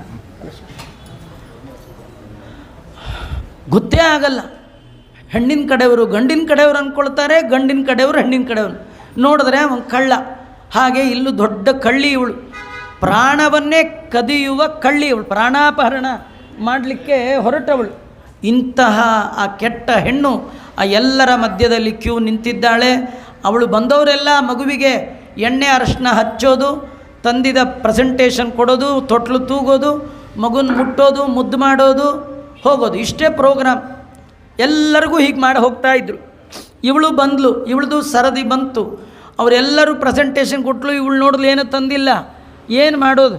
ಇವಳು ಅಂದ್ಕೊಂಡ್ಲು ನಾವು ಒಂದು ಡ್ರಾಪ್ ಹಾಲು ಕುಡಿಸ್ಬಿಟ್ರೆ ಸಾಕು, ಮಗು ಪ್ರೆಸೆಂಟೇಷನ್ ಕೊಡೋಕೆ ಮಗು ಇದ್ರಲ್ವ ಅಂತ ಯೋಚನೆ ಮಾಡಿದ್ಲು. ಹಾಗಾದ್ರೆ ಹಾಲು ಕೊಡೋಣ ಅಂತ ಮಗುನ ಎತ್ಕೊಂಡ್ಲು ರೀ. ಎತ್ಕೊಂಡು ತೊಡೆ ಮೇಲೆ ಹಾಕ್ಕೊಂಡು ಹಾಲು ಕೊಡೋಕೆ ಕೂತಿದ್ದಾಳೆ. ಯಶೋದೆ ಕೇಳಬೇಕೋ ಬೇಡ, ಅಲ್ಲಮ್ಮ ನನ್ನ ಮಗುಗೆ ನೀ ಯಾಕೆ ಹಾಲು ಕೊಡ್ತೀಯ ಕೇಳ್ಬೇಕಾ ಬೇಡ ರೀ? ಯಾರು ಬಂದವರೆಲ್ಲ ಹಾಲು ಕೊಡೋದಿದೆಯೇ? ಕಾಫಿ ಕೊಟ್ಟರು ಕೊಡ್ಬೋದು ರೀ. ಹಾಲು ಯಾರು ಕೊಡ್ತಾರೆ ರೀ? ಮನೆಗೆ ಬಂದವ್ರಿಗೆಲ್ಲ ಕಾಫಿ ಕೊಡ್ಬೋದು ವಿನಾ. ಆಶ್ಚರ್ಯ, ಯಾಕೆ ಕೇಳಲಿಲ್ಲ ಅಂದರೆ ಕೇಳುವ ಬುದ್ಧಿ ದೇವರು ಕೊಡಲೇ ಇಲ್ಲ. ಹಾಗಾಗಿ ಮಗುವನ್ನು ತೊಡೆ ಮೇಲೆ ಹಾಕ್ಕೊಂಡಿದ್ದಾಳೆ, ಹಾಲು ಕುಡಿಸ್ಲಿಕ್ಕೆ ಶುರು ಮಾಡಿದ್ಲು. ಇವನು ಬರಗೆಟ್ಟು ಕೃಷ್ಣ ಕುಡ್ದ ಕುಡ್ದ ಕುಡ್ದ. ವಾದಿರಾಜರು ಅದ್ಭುತವಾದ ಕತೆ ಹೇಳ್ತಾರೆ ರೀ. ನಮ್ಮ ಮನೇಲಿ ಯಾವ ಮಕ್ಕಳು ಈ ಥರ ಹಾಲು ಕುಡಿಯೋಲ್ಲ, ಹಂಗೆ ಹಾಲು ಕುಡಿತಾನೆ ರೀ ಅವನು. ಏನು ಹಾಲು ಕುಡಿಯೋದು? ಕೃಷ್ಣ ಅಂತಾನೆ, ನೀವೆಲ್ಲ ಜನ್ಮ ಜನ್ಮದಲ್ಲಿ ಅಮ್ಮನನ್ನು ಕಂಡವರು, ಬಹುಜನ್ಮದಲ್ಲಿ ಅಮ್ಮನ ಹಾಲಿನ ರುಚಿ ಕಂಡವರು. ನನಗೆ ಆ ರೀತಿ ಜನ್ಮನೇ ಇಲ್ಲ ಅಂತ. ಹುಟ್ಟಿದ್ರಲ್ವ ಹಾಲು ಕುಡಿಯೋಕ್ಕೆ, ಹುಟ್ಟಿದೆ, ಮತ್ಸ್ಯನಾಗಿ ಹುಟ್ಟಿದೆ. ಹಾಲು ಯಾರು ಕೊಡಬೇಕು? ಎಲ್ಲೋ ಹೋಯ್ತೋ ಮೀನು, ಅಮ್ಮ ಮೀನೆಲ್ಲೋ, ಆಂಟಿ ಮೀನೆಲ್ಲೋ, ಅಂಕಲ್ ಮೀನು ಹುಡ್ಕೊಂಡು ಹೋಗಿದ್ರೆ ಆಗ್ತಿತ್ತೆ, ಗೊತ್ತಿಲ್ಲ. ಮತ್ಸ್ಯ ಆದೆ, ಕೂರ್ಮ ಆದೆ, ವರ ಆದೆ, ನರಸಿಂಹ. ಆ ನರಸಿಂಹಗೆ ಬಂದಾಗಂತೂ ಹಾಲು ಯಾರು ಕೊಡಬೇಕು? ದೊಡ್ಡ ದೊಡ್ಡ ಕೋರೆ ಹಾಲು, ಉಗುರು, ಅದೇನೋ ಟಚ್ ಆದರೆ ಕೊಲೆನೇ, ಇಂದ್ರ ಸಂಹಾರವೇ. ಇಂಥ ಉಗುರಿರೋ, ಇಂಥ ಕೋರೆ ಹಲ್ಲಿರೋ ಮಗುಗೆ ಹಾಲು ಯಾರು ಕೊಡಬೇಕು? ಆಗ ಹಾಲು. ಇನ್ನು ರಾಮಾವತಾರದಲ್ಲಿ ಮರ್ಯಾದಾ ಪುರುಷೋತ್ತಮ, ಆಗೆಲ್ಲ ಅಮ್ಮನ ಹಾಲು ಕುಡಿದದ್ದು, ಈ ಥರ ಫೋಟೋ ಗಿಟ ಎಲ್ಲ ಚೆನ್ನಾಗಿರಲ್ಲ, ಆಗಲಿಲ್ಲ. ಇದು ಒಂದೇ ಟೈಮ್, ಈ ಟೈಮ್ ಬಿಟ್ಟರೆ ಇಂಥದ್ದಿಲ್ಲ ಅಂಥೇಳಿ ಏನು ಕುಡ್ದೆ ಅಭೂತಪೂರ್ವವಾದ ಆ ತಾಯಿಯ ಹಾಲನ್ನು ಕುಡಿದ್ನಂತ. ಅವತ್ತಿಂದ ಯಾರು ಹಾಲು ಕೊಟ್ಟರು ಬೇಡ ಅಂತಿರಲಿಲ್ಲ. ಈ ಕೆಲವರು ಒಮ್ಮೆ ಅಭ್ಯಾಸ ಮಾಡ್ಕೊಂಡು ಬಿಡ್ತಾರೆ. ಒಂಚೂರು ತೊಗೊಳ್ಳಿ ಅಂತಂದರೆ ಹೋಲಿ ಕೊಡಿ, ಬೇಜಾರು ಮಾಡ್ಕೊಬೇಡಿ, ತೊಟ್ಟು ಕುಡ್ಕೊಂಡು ಹೋಗ್ತಿರ್ತಾರೆ. ಈ ಹೆಣ್ಮಗಳದು ಲಗ್ನ ಪತ್ರಿಕೆ ಕೊಡೋಕ್ಕೆ ಹೋದಾಗ ಆ ಕಾಫಿ ಕುಡ್ಕೊಂಡು ಸುಮ್ಮನೆ ಫ್ಲಾಸ್ಕ್ ತೊಗೊಂಡು ಹೋಗೋದು ಒಳ್ಳೇದು ರೀ. ಕೊಟ್ಟೋರ ಮನೇಲೆಲ್ಲ ಹಾಕ್ಕೊಂಡು ಮನೆಗೆ ಬಂದುಬಿಡೋದು. ನಿಮಗೂ ಟೈಮ್ ಉಳಿಯತ್ತಾ? ಕೆಲವ್ರ ಮನೇಲಿ ಅರ್ಶಿನ ಕುಂಕುಮ ಕೊಡ್ದಿದ್ರೂ ಪರವಾಗಿಲ್ಲ, ಕಾಫಿ ಕೊಡ್ದಿದ್ರೆ ಸಿಟ್ಟೇ ಬರುತ್ತೆ. ಹೀಗೆಲ್ಲ ಅವ್ಯವಸ್ಥೆ. ಕೃಷ್ಣ ಹಾಲು ಕುಡ್ದ. ಕೆಲವರೆಲ್ಲ ಮಕ್ಕಳು ಸಾಮಾನ್ಯ ಏನಂದರೆ 5 ನಿಮಿಷ ಹಾಲು ಕುಡಿಯುವಾಗಲೇ ಕಣ್ಣು ಮುಚ್ಚಿ ನಿದ್ದೆ ಮಾಡಿಬಿಡುತ್ತೆ. ಅವು ಹಾಲು ಕುಡಿಯುವಾಗಲೇ ಆನಂದಕ್ಕೆ ಕಣ್ಣು ಮುಚ್ಚಿರುತ್ತೆ. ಅದು ಹಾಗೆ ಪರ್ಮನೆಂಟಾಗಿ ನಿದ್ದೆ ಬಂದ್ಬಿಡು. ಇವನಿಗೆ ಕಣ್ಣು ಮುಚ್ಚಿ ಆನಂದ ಅಲ್ಲ, ಕಣ್ಣು ಬಿಚ್ಚೇ ಆನಂದ. ಹಾಲು ಕುಡಿಯುವಾಗ ಊರಾಗಲ ಕಣ್ಣು ಬಿಟ್ಕೊಂಡೇ ಹಾಲು ಕುಡಿತಿದ್ದು ನಾನು.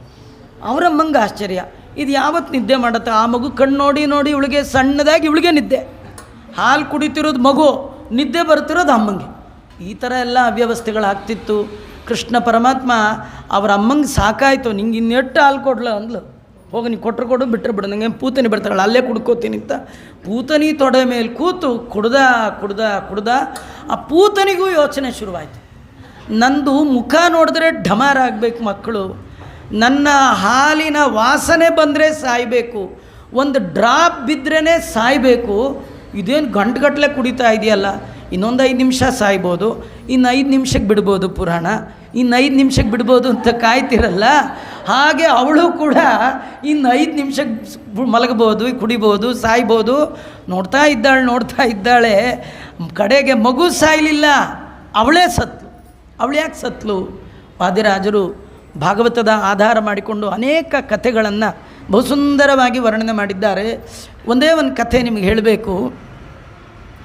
ಅವಳು ಹಾಲು ಕೊಡ್ತಾ ಇರುವಾಗ ವಾಯುದೇವರು ಯೋಚನೆ ಮಾಡಿದ್ರಂತೆ. ಪೂತನಿಯ ಒಳಗಿರುವ ವಾಯುದೇವರು ಯೋಚನೆ ಮಾಡಿದ್ರಂತೆ. ಏನು ಯೋಚನೆ? ಅಲ್ಲ ಕೃಷ್ಣ, ಬೇರೆ ಮಕ್ಕಳಿಗೆ ಇವಳದು ಹಾಲು ವಿಷ ಅಂತ ಗೊತ್ತಿಲ್ಲ, ಕುಡಿದು ಸತ್ವು. ನಿನಗೆ ಗೊತ್ತಿಲ್ಲ, ಇವಳದು ವಿಷದ ಹಾಲು ಗೊತ್ತಿಲ್ಲ, ನೀನು ಸರ್ವಜ್ಞ. ಗೊತ್ತಿದ್ದರೂ ಇವಳದು ವಿಷದ ಹಾಲು ಅಂತ ಗೊತ್ತಿದ್ದರೂ ಕೂಡ ಹಾಲು ಕುಡಿತಾ ಇದ್ದೀಯಾ ಅಂದರೆ ಎಂಥ ಕಾರುಣ್ಯ ನಿಂದು.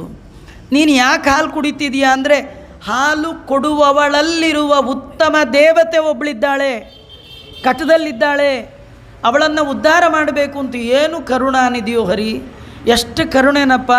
ಇದು ವಿಷದ ಹಾಲು ಅಂತ ಗೊತ್ತಿದ್ದರೂ ಕುಡಿತಾ ಇದೆಯಲ್ಲ, ಮತ್ತು ನೀನು ಕ್ಷೀರಸಾಗರದಲ್ಲಿರುವವ ಅಲ್ವಾ? KMF ಕರ್ನಾಟಕ ಮಿಲ್ಕ್ ಫೆಡರೇಷನ್, ಅಲ್ಲಿ ಕೆಲಸ ಮಾಡೋರೆ ಹಾಲಾದ್ರೆ ಅಂತಾರೆ, ಬೇಡ ಅಂತಾರೆ. ನೋಡಿ ವೈರಾಗ್ಯ. ನೀನು KMF ಅಲ್ಲ, ಕ್ಷೀರಸಾಗರದಲ್ಲಿ ಮಲಗಿದವ. ಅಂಥದ್ರಲ್ಲಿ ಈ ವಿಷದ ಹಾಲನ್ನು ಕುಡಿತಾ ಇದ್ದೀಯಾ ಅಂದರೆ ಇದನ್ನು ಒಮ್ಮೆ ನೋಡಬೇಕಲ್ಲ ಅಂತ ಅನ್ನಿಸ್ತಂತೆ. ಯಾರಿಗೆ? ಪೂತನಿಯಲ್ಲಿರುವ ವಾಯುದೇವರಿಗೆ. ಅದಕ್ಕೆ ನೋಡಬೇಕು ಅಂತ ಹೊರಗೆ ಬಂದ್ರಂತೆ. ಹೊರಗೆ ಬಂದರು ಅಂದರೆ ಏನರ್ಥ? ವಾಯುದೇವರು ಕರ್ಣಾಭಿಮಾನಿಗಳು, ದೇಹವ ಬಿಡಲು ಕುರುಡ ಕಿವಿಡ ಮೂಕ ಎಂದೆನಿಸುವ ಪರಮ ಮುಖ್ಯ ಪ್ರಾಣ ತೊಲಗೆ ಹರಿತಾ ತೊಲಗುವ. ಆಗ ಡಾಕ್ಟ್ರ್ ಬಂದು ಹಾರ್ಟ್ ಅಟ್ಯಾಕ್ ಅಂದರು. ಇಂದಿರಾರಮಣ ಗೋವಿಂದ ಸತ್ತೇ ಹೋಗಿದ್ದಾಳೆ. ವಿಚಿತ್ರವಾದ ದೇಹ, 15 ಹರಿದಾರಿ ದೂರ ಅವಳ ದೇಹ ಬಿದ್ದುಬಿಟ್ಟಿತ್ತು. ಎಂಥ ದೊಡ್ಡ ದೇಹ ರೀ! ಅದು ಬೀಳುವಾಗ ಈ ಕೆಳಗಳ ಮರಗಳೆಲ್ಲ ಬಿದ್ದುವಂತೆ. ಆ ಶಬ್ದಕ್ಕೆ ಹೆದರಿ ಒಳಗಿದ್ದವರೆಲ್ಲ ಬಂದರು. ಅವ್ರಿಗೆ ಆಶ್ಚರ್ಯ, ಮನೆ ಮುಂದೆ ಡೆಡ್ ಬಾಡಿ, ಭಾರಿ ದೊಡ್ಡ ಬಾಡಿ ಅದು.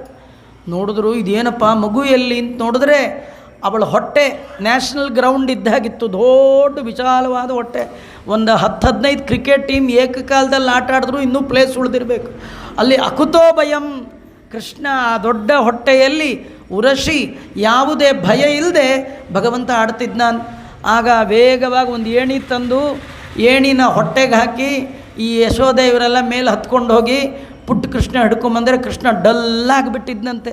ಯಶೋಧೆಗೆ ಯೋಚನೆ, ಈ ದೊಡ್ಡ ರೂಪ ನೋಡಿ ಏನು ಹೆದರ್ಕೊಂಬಿಟ್ಟಿದೆಯೋ ಏನೋ, ಏನು ನಮ್ಮ ಜನ್ಮಾಂತರದ ಪುಣ್ಯವೋ ಏನೋ, ಈ ಮಗು ಹೊಟ್ಟೆ ಮೇಲಿದೆ, ಇದೇನಾದರೂ ಹೊಟ್ಟೆ ಕೆಳಗಿದ್ದಿದ್ರೆ ಏನಾಗಬೇಕಿತ್ತು, ನಮ್ಮ ಪುಣ್ಯ ಚೆನ್ನಾಗಿದೆ, ಮಗು ಬದುಕ್ತು ಅಂತ ಅಂದ್ಕೊಂಡು. ದೇವರಂದ, ನಿನ್ನ ಪುಣ್ಯ ಅಲ್ಲ, ನನ್ನಿಂದ ನೀ ಬದುಕಿದೆಯಾ ಅಂದ. ಅವಳಿಗೆ ಗೊತ್ತೇ ಆಗಲಿಲ್ಲ. ಆದರೂ ಮಗು ಭಯ ಆಗಿದೆ, ಏನಾದರೂ ಪರಿಹಾರ ಮಾಡಬೇಕು. ಭಯ ಪರಿಹಾರಕ್ಕೆ ಏನು ಮಾಡಬೇಕು ವಿಚಾರ ಮಾಡಿ ಅವಳು ಬೇರೆ ಏನೂ ಮಾಡಲಿಲ್ಲ.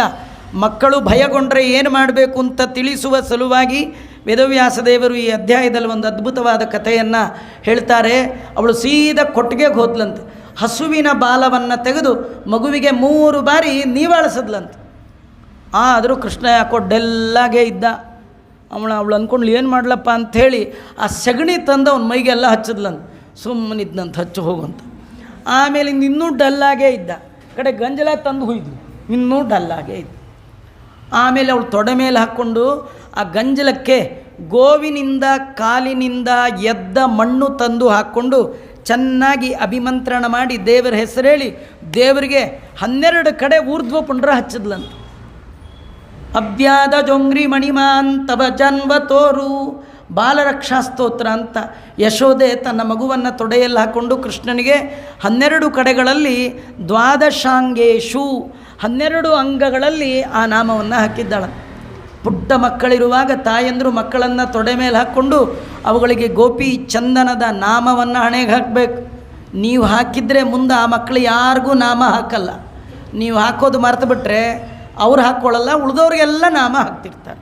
ಅದಾಗಬಾರ್ದು ಅಂತಾದರೆ ನಾವೇ ಮಕ್ಕಳಿಗೆ ಹಣೆ ಮೇಲೆ ಹಾಕುವಾಗ ಲಲಾಟೆ ಕೇಶವಂ ವಿಂದ್ಯ ನಾರಾಯಣ ಮಥೋದರಿ ವಕ್ಷಸ್ಥಲೆ ಮಾಧವಂಚ ಗೋವಿಂದಂ ಕಂಠಕೂಬರೆ ವಿಷ್ಣುಂಚ ದಕ್ಷಿಣೆ ಕುಕ್ಷೌ ಬಾಹುಕೆ ಮಧುಸೂದನಂ ಶ್ರೀಧರಂ ಬಾಹುಕೆ ಮೂಲೆ ಹೃಷಿಕೇಶಂತು ಕಂದರೆ ಅಪರೇ ಪದ್ಮನಾಭಂ ಸ್ಯಾತ್ ಪೃಷ್ಠೇ ದಾಮೋದರಂತತ ತತ್ಪ್ರಕ್ಷಾಲಿತತೋ ಯೇನ ವಾಸುದೇವಂಚ ಮೂರ್ಧಿನೇ. 12 ಅಂಗಗಳಲ್ಲಿ ಭಗವಂತನ 12 ನಾಮಗಳನ್ನು ಸ್ಪರ್ಶ ಮಾಡ್ತಾ ನ್ಯಾಸ ಅಂದರೆ ಇಡೋದು, ದೇವರ ನಾಮಗಳನ್ನು ಹೇಳ್ತಾ ಆ ಚಂದನವನ್ನು ಧಾರಣೆ ಮಾಡಿದ್ದಾಳೆ. ನಮಗೆ ಈ ಮೂಲಕ ವೇದವ್ಯಾಸ ದೇವರು ತಿಳಿಸ್ತಾರೆ, ಆಡುವ ಮಕ್ಕಳ ಹಿಂದೆ ಹೋಗಿ ನೀವು ನೋಡ್ಕೊಳ್ಳೋಕ್ಕಾಗಲ್ಲ ರೀ. ಎಲ್ಲಿ ಬೀಳುತ್ತೋ ಎಲ್ಲಿ ಹೇಳುತ್ತೋ ಏನು ಡೈಜೆಷನ್ ಆಗಲೋ ಪ್ರಾಬ್ಲಮ್. ಆದರೆ ದೇವರ ಹೆಸರಲ್ಲಿ ಪ್ರತಿನಿತ್ಯ ಮಗುವಿಗೆ ರಕ್ಷೆಯನ್ನು ಮಾಡಿದರೆ ಮುಂದೆ ರಕ್ಷಣೆಯ ಹೊಣೆ ಭಗವಂತ ತಾನು ಸ್ವೀಕಾರ ಮಾಡ್ತಾನೆ ಎನ್ನುವ ಕಥೆಯನ್ನು ಇಲ್ಲಿ ತಿಳಿಸ್ತಾರೆ. ಇದರೊಳಗೆ ಇನ್ನೊಂದು ಕಥೆ ನೋಡಿ. ಆ ಕೃಷ್ಣನ ಮಲಗಿಸ್ಕೊಂಡು ಸಗಣಿ ಹಚ್ಚಿದ್ಲು, ಗಂಜಲ ಹಾಕಿದ್ಲು, ಒಂದಕ್ಕೂ ದೇವರು ಬೇಡ ಅನ್ನಲೇ ಇಲ್ಲ.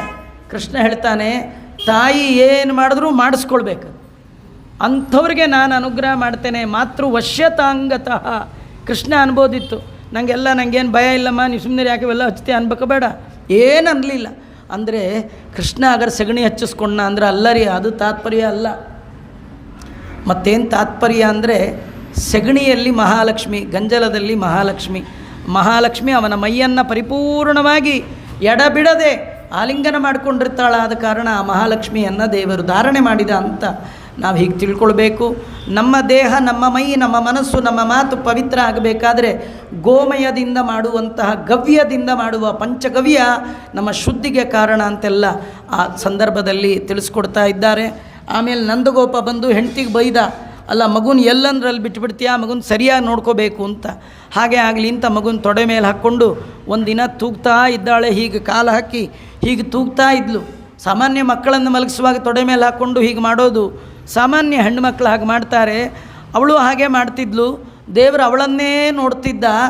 ಏನೋ ಹೋದ್ರೋಗ್ಲಿ ನಿನ್ನ ಮಗನಾಗಿ ಬರೋಣ ಅಂತ ಬಂದರೆ ನನ್ನೇ ಅಲ್ಲಾಡಿಸ್ತೀಯ, 14 ಲೋಕ ಅಲ್ಲಾಡಿಸುವವ ನಾನು ಅಂತ ನನ್ನ ಅಲ್ಲಾಡಿಸ್ತೀಯ, ಮಾಡ್ತೀನಿರು ಅಂಥೇಳಿ 3 kg ಕೃಷ್ಣ 30 kg ಆಗಿಬಿಟ್ಟ. ಅವಳು ಅಂದ್ಕೊಂಡ್ಳು ಸುತೋನ ಮೇಯಂ, ಖಂಡಿತ ಇವ ನನ್ನ ಮಗ ಅಲ್ಲ ಅಂಥೇಳಿ ಕೆಳಗಿಟ್ಲು.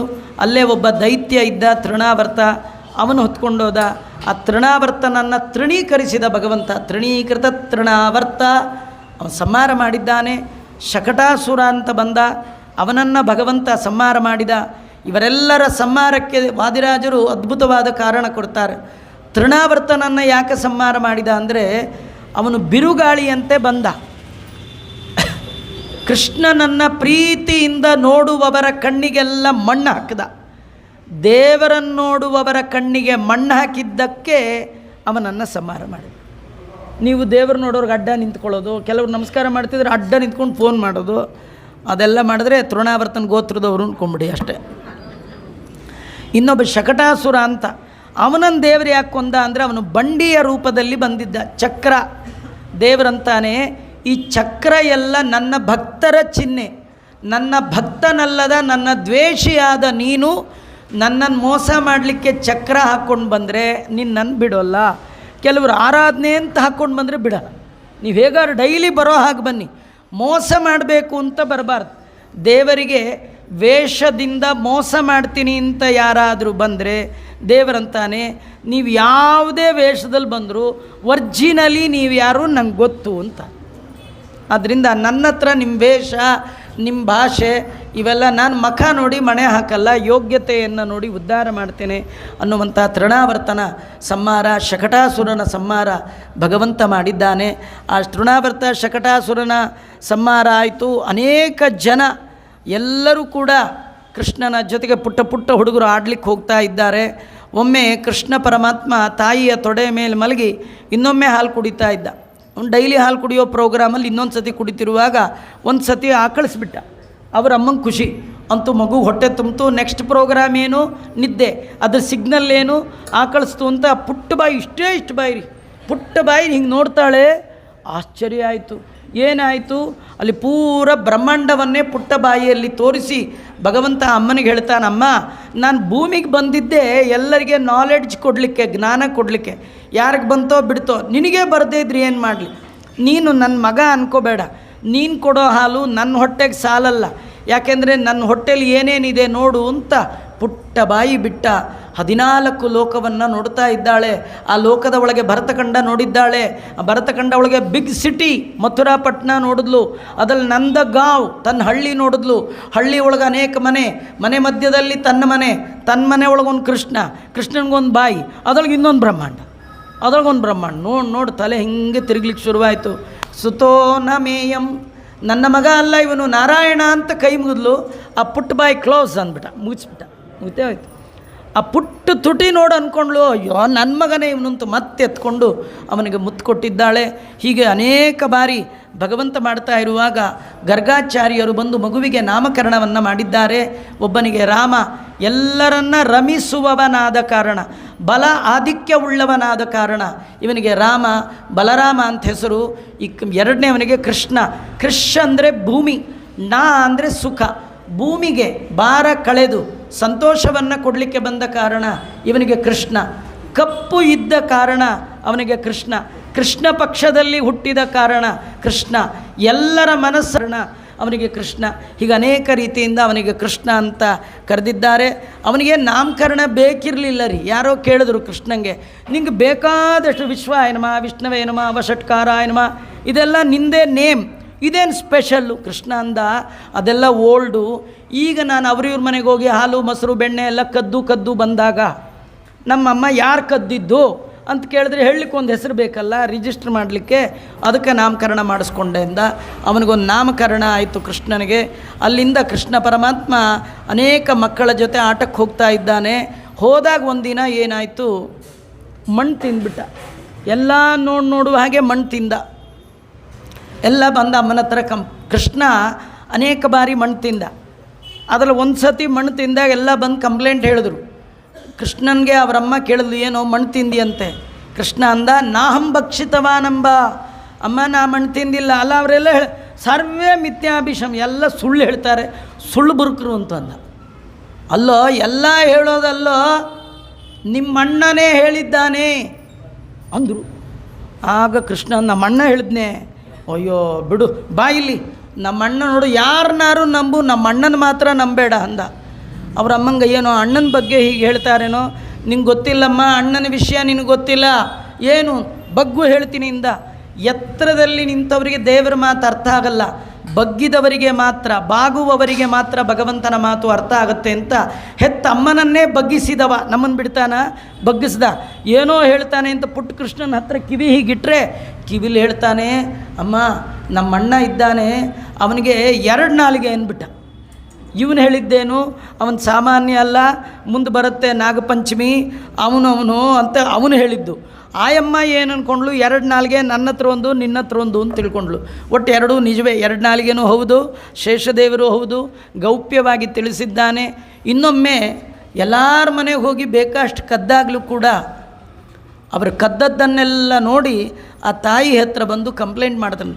ಸಮಗ್ರ ಭಾಗವತದಲ್ಲಿ 105 ಅಧ್ಯಾಯ ಕೃಷ್ಣನ ಕಥೆ, ಒಂದೇ ಸ್ಕಂದದ ಒಳಗೆ 100 ಅಧ್ಯಾಯದಲ್ಲಿ 2 ಶ್ಲೋಕ ಕೃಷ್ಣನ ಕಳ್ಳತನದ ಕಥೆ, 2 ಶ್ಲೋಕ.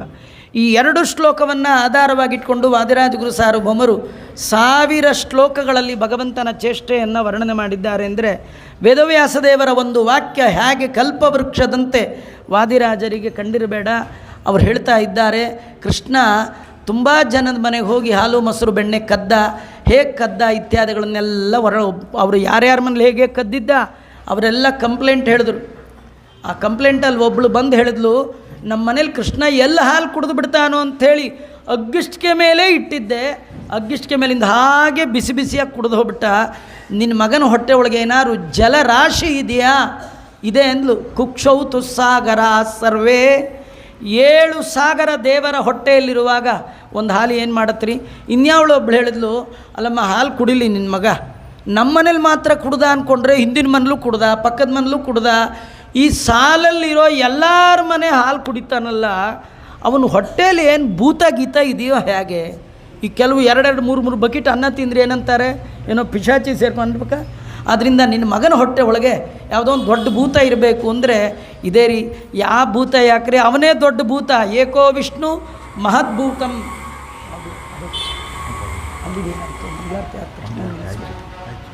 ಅವ್ರ ಕೆಳಗೆ ಬರಬೇಕು, ಬಂದ ತಕ್ಷಣ ಏಕೋ ವಿಷ್ಣು ಮಹದ್ಭೂತಂ ಪೃಥಗ್ಭೂತಾನ್ಯನೇಕಶಃ, ತ್ರೀನ್ಲೋಕ, ದೊಡ್ಡ ಭೂತ ಇವನೇ ಅಂತ ಹೀಗೆಲ್ಲ ಹೇಳಿದರು. ಇನ್ಯಾರೋ ಒಬ್ಬಳು ಹೇಳ್ತಾ ಇದ್ದಾಳೆ, ಇಲ್ಲ ನಿನ್ನ ಮಗ ನೋಡು ಯಶೋದೆ, ನೀನು ದಿನ ಬೆಳಗಾದರೆ ರಾಯರ ಮಠ, ದೇವಸ್ಥಾನ, ತುಳಸಿ ಕಟ್ಟೆ, ಅರಳಿ ಕಟ್ಟೆ, ಮಡಿ ಮಡಿ ಮಡಿ ಮಡಿ ಅಂತ್ಯ, ನಿನ್ನ ಮಗ ಮಾತ್ರ ನಾಸ್ತಿಕ ಶಿಖಾಮಣಿ, ದೇವರಂದರೆ ಚೂರು ಭಯ ಇಲ್ಲ ಅಂದಾಗ ಯಶೋದೆಗೆ ಬೇಜಾರಾಯಿತು. ಅಲ್ಲಮ್ಮ ಏನು ಮಾಡ್ದ?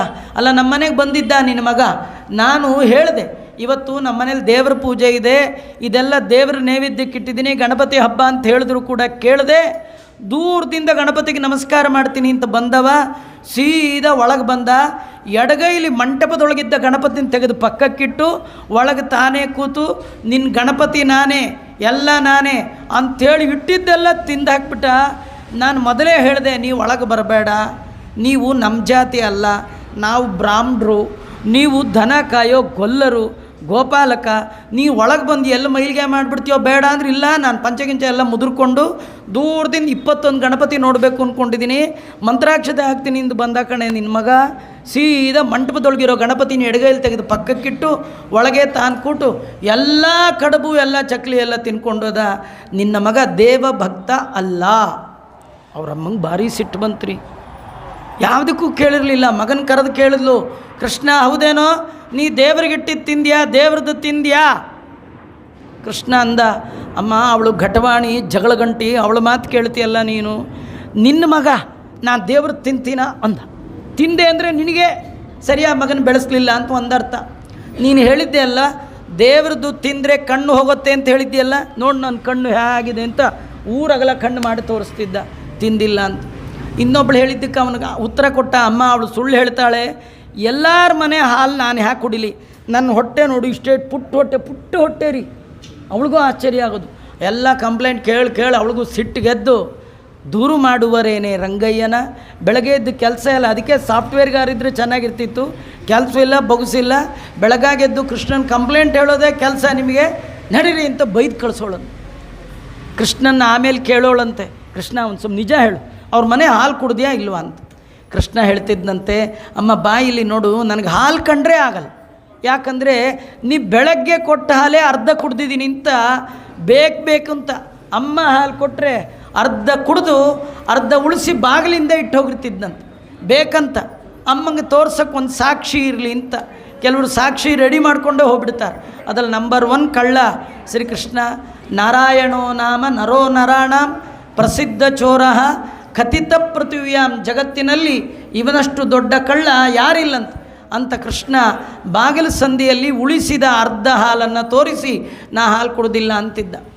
ಕಡೆಗೆ ಇನ್ನೊಂದು ದಿನ ದೊಡ್ಡ ಮಹಿಳಾ ಮಂಡಳಿಯವರು, ಭಾರಿ ಸದಸ್ಯರು, ಒಂದು 10-15-20 ಜನ ಎಲ್ಲ ಒಟ್ಟಿಗೆ ಗುಂಪು ಕಟ್ಕೊಂಡು ಬಂದು ಯಶೋದೆನ ನಿಲ್ಲಿಸಿ ಹೇಳಿದ್ರಂತೆ, ಅಮ್ಮ ಇವತ್ತು 2ರಲ್ಲಿ 1 ಡಿಸೈಡ್ ಆಗಬೇಕು. ಏನು ನಮಗೆ ನಿಮ್ಮ ಕೃಷ್ಣನ ದಾನದಲ್ಲೇ ಜಾಸ್ತಿ ಆಗ್ತಾಯಿದೆ, ಹಾಗೆ ಮಾಡ್ದ ಹೀಗೆ ಮಾಡ್ದ. 150 ಕಂಪ್ಲೇಂಟ್. ಒಬ್ಬಳೇ ಯಾರೋ ಹೇಳಿದ್ರು ಹಾಲು ಕುಡಿಲಿ, ಮೊಸರು ತಿನ್ನಲಿ, ಬೇಕಾದ ಮಾಡಲಿ, ನಿನ್ನ ಮಗ ಮಾಡೋ ದೊಡ್ಡ ಅನ್ಯಾಯ ಏನು ಗೊತ್ತಾ, ನಮ್ಮನೆ ಎಲ್ಲ ಕರುಗಳ ಗಂಟನ್ನು ಬಿಚ್ಚಿಬಿಡ್ತಾನೆ. ಅದು ಯಾಕೆ ಕರುಗಳ ಗಂಟು ಬಿಚ್ತಾನೆ ಅದನ್ನು ಕೇಳು ಅಂತ ಕೃಷ್ಣನ್ ಕೇಳಿದ್ರೆ, ಕೃಷ್ಣ ಅಂದ, ಈ ಗಂಟು ಹಾಕ್ಕೊಂಡವರು, ಸಂಸಾರದ ಗಂಟು ಹಾಕ್ಕೊಂಡವರು ನನ್ನನ್ನು ಕೂಗ್ಬಿಟ್ರೆ ಸಾಕು, ಅವ್ರನ್ನ ನೋಡುವ ಮಾತ್ರದಿಂದಲೇ ಗಂಟನ್ನು ಬಿಚ್ಚುವವ ನಾನು ಅಂತ ಭಗವಂತ ಕರುಗಳ ಗಂಟನ್ನು ಬಿಚ್ಚಿದೆ ಅಂತ ತೋರಿಸಿಕೊಡ್ತಾ ಇದ್ದಾನೆ. ಎಲ್ಲರೂ ಹೀಗೆ ಕಂಪ್ಲೇಂಟ್ ಹೇಳುವಾಗ ಕೃಷ್ಣ ಅವರಮ್ಮ ಕೇಳಿದ ಪ್ರಶ್ನೆಗೆ ಉತ್ತರ ಕೊಡಲೇ ಇಲ್ಲ. ಅವನೇನು ಮಾಡ್ದ, ಒಂದು ಕಡೆ ಕಂಪ್ಲೇಂಟ್ ಹೇಳೋರು, ಒಂದು ಕಡೆ ಅಮ್ಮ, ಇಬ್ಬರು ನಿಂತಿದ್ದರು. ಇಬ್ಬರ ಮಧ್ಯದಲ್ಲಿ ಓಡಿದ ಕೃಷ್ಣ ಅಂಗಳದ ಹಿಡಿ ಮಣ್ಣು ಬಾಯಿಗೆ ಹಾಕ್ಕೊಂಡ್ಬಿಟ್ಟ. ಬಾಯಿಗೆ ಹಾಕ್ಕೊಂಡು ಇಬ್ಬರಿಗೆ ಒಂದೊಂದು ಉತ್ತರ ಕೊಟ್ಟ. ಕಂಪ್ಲೇಂಟ್ ಕೊಟ್ಟವ್ರಿಗೆಲ್ಲ ಹೇಳ್ತಾನೆ, ನಿಮ್ಮನೆ ಬೆಣ್ಣೆ ತಿಂದದ್ದು ನಿಜ, ಆದರೆ ನನ್ನ ಮನೆಯ ಬೆಣ್ಣೆ ಅಂತ ಯಾರು ಅಹಂಕಾರದಿಂದ ಹೇಳ್ತಾ ಇದ್ದೀರಿ ಅಂಥ ಬೆಣ್ಣೆ ನನಗೆ ಮಣ್ಣಿಗೆ ಸಮಾನ ಅಂತ ಅವರಿಗೆಲ್ಲ ಅರ್ಥ. ತಾಯಿಗೇನು ಆನ್ಸರ್ ಕೊಟ್ಟ, ಮಣ್ಣು ತಿಂದು ಹೇಳ್ತಾನೆ, ಅಮ್ಮ ನನಗೆ ಹಸಿವಾದರೆ ಅಂಗಳದ ಮಣ್ಣಾರು ತಿಂತೇನೆ, ಬೇರೆಯವ್ರ ಮನೆ ಬೆಣ್ಣೆ ತಿನ್ನಲ್ಲ ಅಂತ ಅಮ್ಮಂಗೆ ಉತ್ತರ ಕೊಟ್ಟ. ಅಮ್ಮಂಗೆ ಅನ್ನಿಸ್ತು, ನಮ್ಮ ಹುಡುಗ ಇಷ್ಟು ಮಿಸ್ಟರ್ ಕ್ಲೀನ್ ಇದ್ದಾನೆ, ಇವನ ಮೇಲೆ ಕಂಪ್ಲೇಂಟ್ ಮಾಡ್ತಾರಂತ ಅವಳೇ ಬೈದು ಕಳಿಸ್ಬಿಡ್ತಿದ್ಲು. ಈಗ ಕೃಷ್ಣನ ಮೇಲೆ ಯಾವ ಕಂಪ್ಲೇಂಟ್ನೂ ನಿಲ್ತಾನೇ ಇರಲಿಲ್ಲ. ಒಂದಿನ ಈ ಯಶೋದೆ ಎಲ್ಲರಿಗೆ ಒಂದೊಂದು ಕೆಲಸ ಹೇಳಿ ತಾನೇ ಮೊಸರನ್ನು ಕಡಿತಾ ಇದ್ದಾಳೆ. ಕೃಷ್ಣ ಹಿಂದಿನಿಂದ ಬಂದು ಕಡೆಯುವ ಕಡಗೋಲನ್ನು ಕಿತ್ಕೊಂಡು ಹಗ್ಗವನ್ನು ಕಿತ್ಕೊಂಡು ಓಡಿಬಿಟ್ನಂತೆ. ಅವಳು ಓಡ್ತಾ ಹಿಂದೆ ಬಂದು ಕೇಳ್ತಾ ಇದ್ದಾಳೆ, ಕಡಗೋಲ ತಾರೆನ್ನ ಚಿನ್ನವೇ ಅಂತ. ಈ ಓಡೋ ಬರದಲ್ಲಿ ಆ ಕಡಗೋಲ್ದು ತಲೆ ಭಾಗ ಅದು ಬೇರೆ ಮುರಿದೋಯ್ತು, ಅದನ್ನೆಲ್ಲ ಅಂಟಿಸ್ಕೊಂಡು ಹಾಗೆ ಹಿಡ್ಕೊಂಡು ಓಡೋಗ್ಬಿಟ್ಟ. ಆ ಓಡಿದ ರೂಪವನ್ನೇ ಮುಂದೆ ರುಕ್ಮಿಣಿ ಕೇಳಿದ್ಲು. ಆ ಕೇಳಿದ್ದಕ್ಕೆ ವಿಶ್ವಕರ್ಮನನ್ನು ಕರೆದು ರೆಡಿ ಮಾಡಿಕೊಟ್ಟ ಅವನು. ಆ ಓಡೋಗಿದ್ದ ಅದು ಯಾವಾಗ ಫೋಟೋ ತೆಕ್ಕೊಂಡಿದ್ನೋ, ದೇವರೇನು ಹೇಳಿದ್ನೋ, ಅದು ಎಲ್ಲಿತ್ತೋ ಕ್ಯಾಮ್ರಾ ಒಳಗೆ ಗೊತ್ತಿಲ್ಲ. ಒಂದು ಕೈಯಲ್ಲಿ ಹಗ್ಗ, ಮಂಥಪಾಶಧರಂ ದಿವ್ಯಾರ್ಭಕಾಕೃತಿಂ. ಅವತ್ತು ಬೆಳಗ್ಗೆ ಕೃಷ್ಣನಿಗೆ ಸ್ಟೈಲಾಗಿ ಹೇರ್ ಸ್ಟೈಲ್ ಮಾಡಿದ್ಲು. ಅವಳೇನೆಂದರೆ ಎಲ್ಲ ಸಾಮಾನ್ಯ ಮಕ್ಕಳಿಗೆ ಒಂದು ಗಂಟು ಹಾಕಿರ್ತಾಳೆ, ಅವಳು ಹಾಗಲ್ಲ, 3 ಕಡೆ ಗಂಟು ದೇವರಿಗೆ, ಇಲ್ಲೊಂದು ಗಂಟು ಇಲ್ಲೊಂದು ಗಂಟು ಇಲ್ಲೊಂದು ಗಂಟು ಹಾಕಿದ್ರು. ತ್ರಿಭಂಗಿ, ಆ 3 ಕಡೆ ಶಿಖಾಬಂಧ ತ್ರಯೋಪೇತಂ, 3 ಕಡೆ ಗಂಟು, ಒಂದು ಕೈಯಲ್ಲಿ ಕಡಗೋಲು, ಒಂದು ಕೈಯಲ್ಲಿ ಹಗ್ಗ. ಅಮ್ಮನಿಗೆ ಹೇಳ್ತಾನೆ, ನೀ ಕಡಿದ್ರೆ ಏನು ಬರುತ್ತೆ, ನಾನು ಕಡಿದ್ರೆ ಭಕ್ತಿ ಅನ್ನುವ ಬೆಣ್ಣೆ ಹೃದಯದಲ್ಲಿ ಬರುತ್ತೆ. ಈ ಬೆಣ್ಣೆ ಇಟ್ಕೊಂಡ್ರೆ ನಾನು ಸಂಸಾರವನ್ನೇ ಕಡಿದು ಅವ್ರನ್ನ ಉದ್ಧಾರ ಮಾಡ್ತೇನೆ. ಹಗ್ಗ ನೀ ತೊಗೊಂಡು ಏನು ಮಾಡ್ತೀಯ, ಕಡಗೋಲು ನೀ ತೊಗೊಂಡು ಏನು ಮಾಡ್ತೀಯ, ನನ್ನಲ್ಲಿ ಭಕ್ತಿ ಮಾಡು. ಹಗ್ಗ ಕಡಗೋಲು ಕರ್ಮ, ಕೇವಲ ಕರ್ಮ ಫಲದಾಯಕ ಅಲ್ಲ, ಭಕ್ತಿ ಬೇಕು, ನನ್ನಲ್ಲಿ ಮನಸ್ಸು ಬೇಕು. ಕರ್ಮ ಮಾಡೋದ್ರ ಒಟ್ಟಿಗೆ ನನ್ನ ನೆನಪು ಬೇಕು. ನನ್ನನ್ನು ಮರೆತು ನೀನೇನು ಕರ್ಮ ಮಾಡಿದರೂ ನನ್ನ ಅನುಗ್ರಹ ಆಗೋಲ್ಲ. ನನ್ನ ಸ್ಮರಣೆ ಮಾಡು, ನನ್ನಲ್ಲಿ ಭಕ್ತಿ ಮಾಡು ತೋರಿಸ್ಲಿಕ್ಕೆ ಹಗ್ಗ ಕಡಗೋಲು ಹಿಡ್ಕೊಂಡು ಓಡಿಬಿಟ್ಟಿದ್ದಾನೆ. ಓಡುವಾಗ ಅಮ್ಮ ಕರ್ಕೊಂಡು ಬಂದ್ಲು, ಹಾಲು ಕುಡಿಸಿದ್ಲು. ಹಾಲು ಕುಡಿತಾ ಇದ್ದ 5 ನಿಮಿಷಕ್ಕೆ ಬಿಡೋ ಮಗು ಅಲ್ಲ ರೀ, ಅಭ್ಯಾಸವೇ ಇಲ್ಲ, ಬಿಟ್ಟು ಒಂದು ಸತಿ ಹಿಡಿದ್ರೆ ಬಿಡೋದೇ ಇಲ್ಲ, ಕುಡಿತಾ ಇದ್ದಾನೆ. ಇವಳು ಏನು ಮಾಡಿದ್ಲು, ಅಡುಗೆ ಮನೆಗೆ ಮಧ್ಯದಲ್ಲೇ ಹಾಲು ಕುಡಿಸ್ತಾ ಕೂತಿದ್ಲು. ಅಗ್ಗಿಷ್ಟಿಗೆ ಮೇಲೆ ಹಾಲು ಇಟ್ಟಿದ್ಲು, ಅದು ಉಕ್ಲಿಕ್ಕೆ ಬಂದಿತ್ತು, ಇನ್ನೇನು ಉಕ್ತಾ ಇತ್ತು. ಕೃಷ್ಣನ ಕೆಳಗಿಟ್ಲು, ಇವನು ಈ ಜನ್ಮಕ್ಕೆ ಬಿಡಲ್ಲ, ಹಾಲು ಇಳಿಸಿ ಬರ್ತೀನಿ ಅಂತ. ಕೃಷ್ಣ ಅಂದ, 14 ಲೋಕದ ಒಡೆಯ ನಾನು, ಇಡೀ ಜಗತ್ತಲ್ಲಿರುವ ಸಂಪತ್ತೆಲ್ಲ ನಂದು ಅಂತ ನಾನು ನಿನಗೆ ಅನುಗ್ರಹ ಮಾಡಬೇಕು ಅಂತ ಮನೆಗೆ ಬಂದರೆ ನನಗಿಂತೂ 1/4 ಲೀಟ್ರ್ ಹಾಲೇ ಜಾಸ್ತಿ ಆಯಿತಾ, ಮಾಡ್ತೀನಿರು.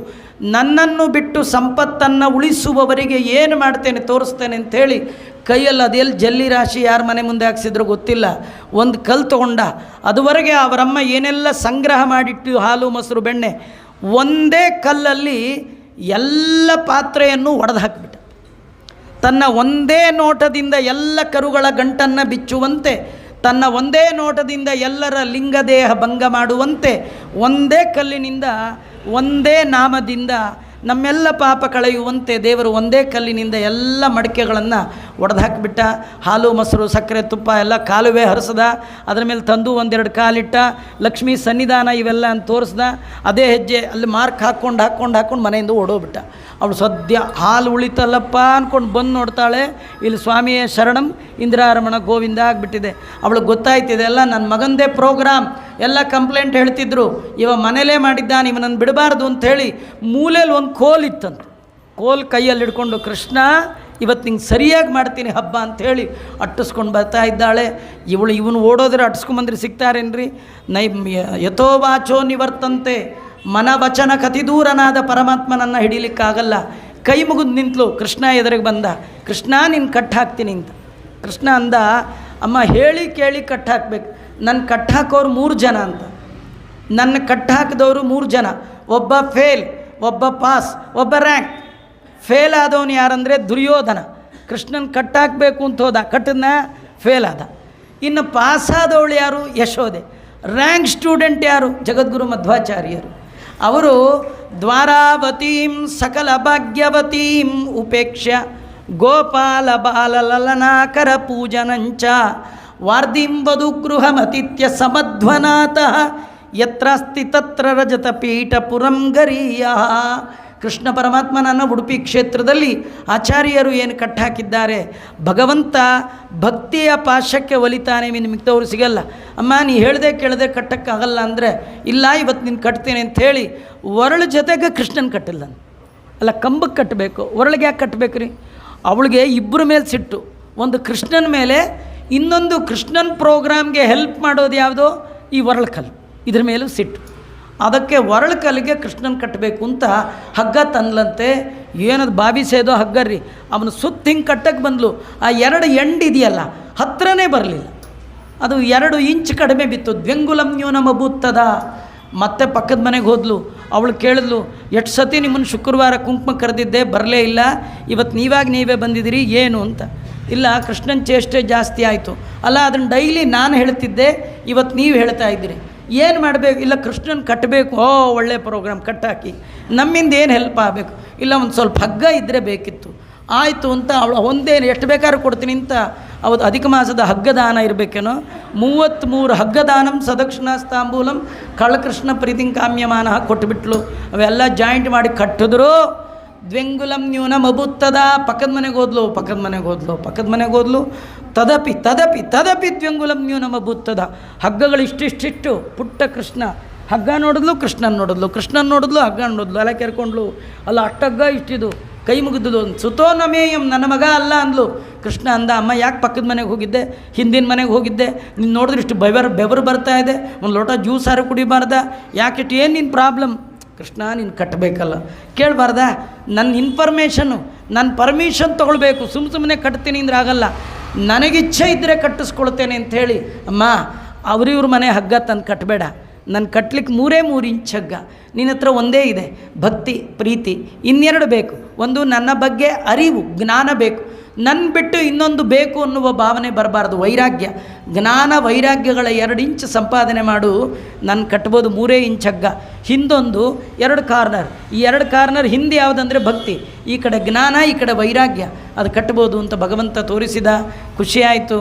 ಕೃಷ್ಣನಿಗೆ ಅವಳಂದ್ಲು, ಯಾವಾಗ ಕೃಷ್ಣ ಬಂಧನಕ್ಕೆ ಸಿಕ್ಕಿಬಿದ್ದ, ನನ್ನ ಮಗ ಅನ್ನೋ ಬುದ್ಧಿ ಮತ್ತೆ ಬಂತು ಅವಳಿಗೆ.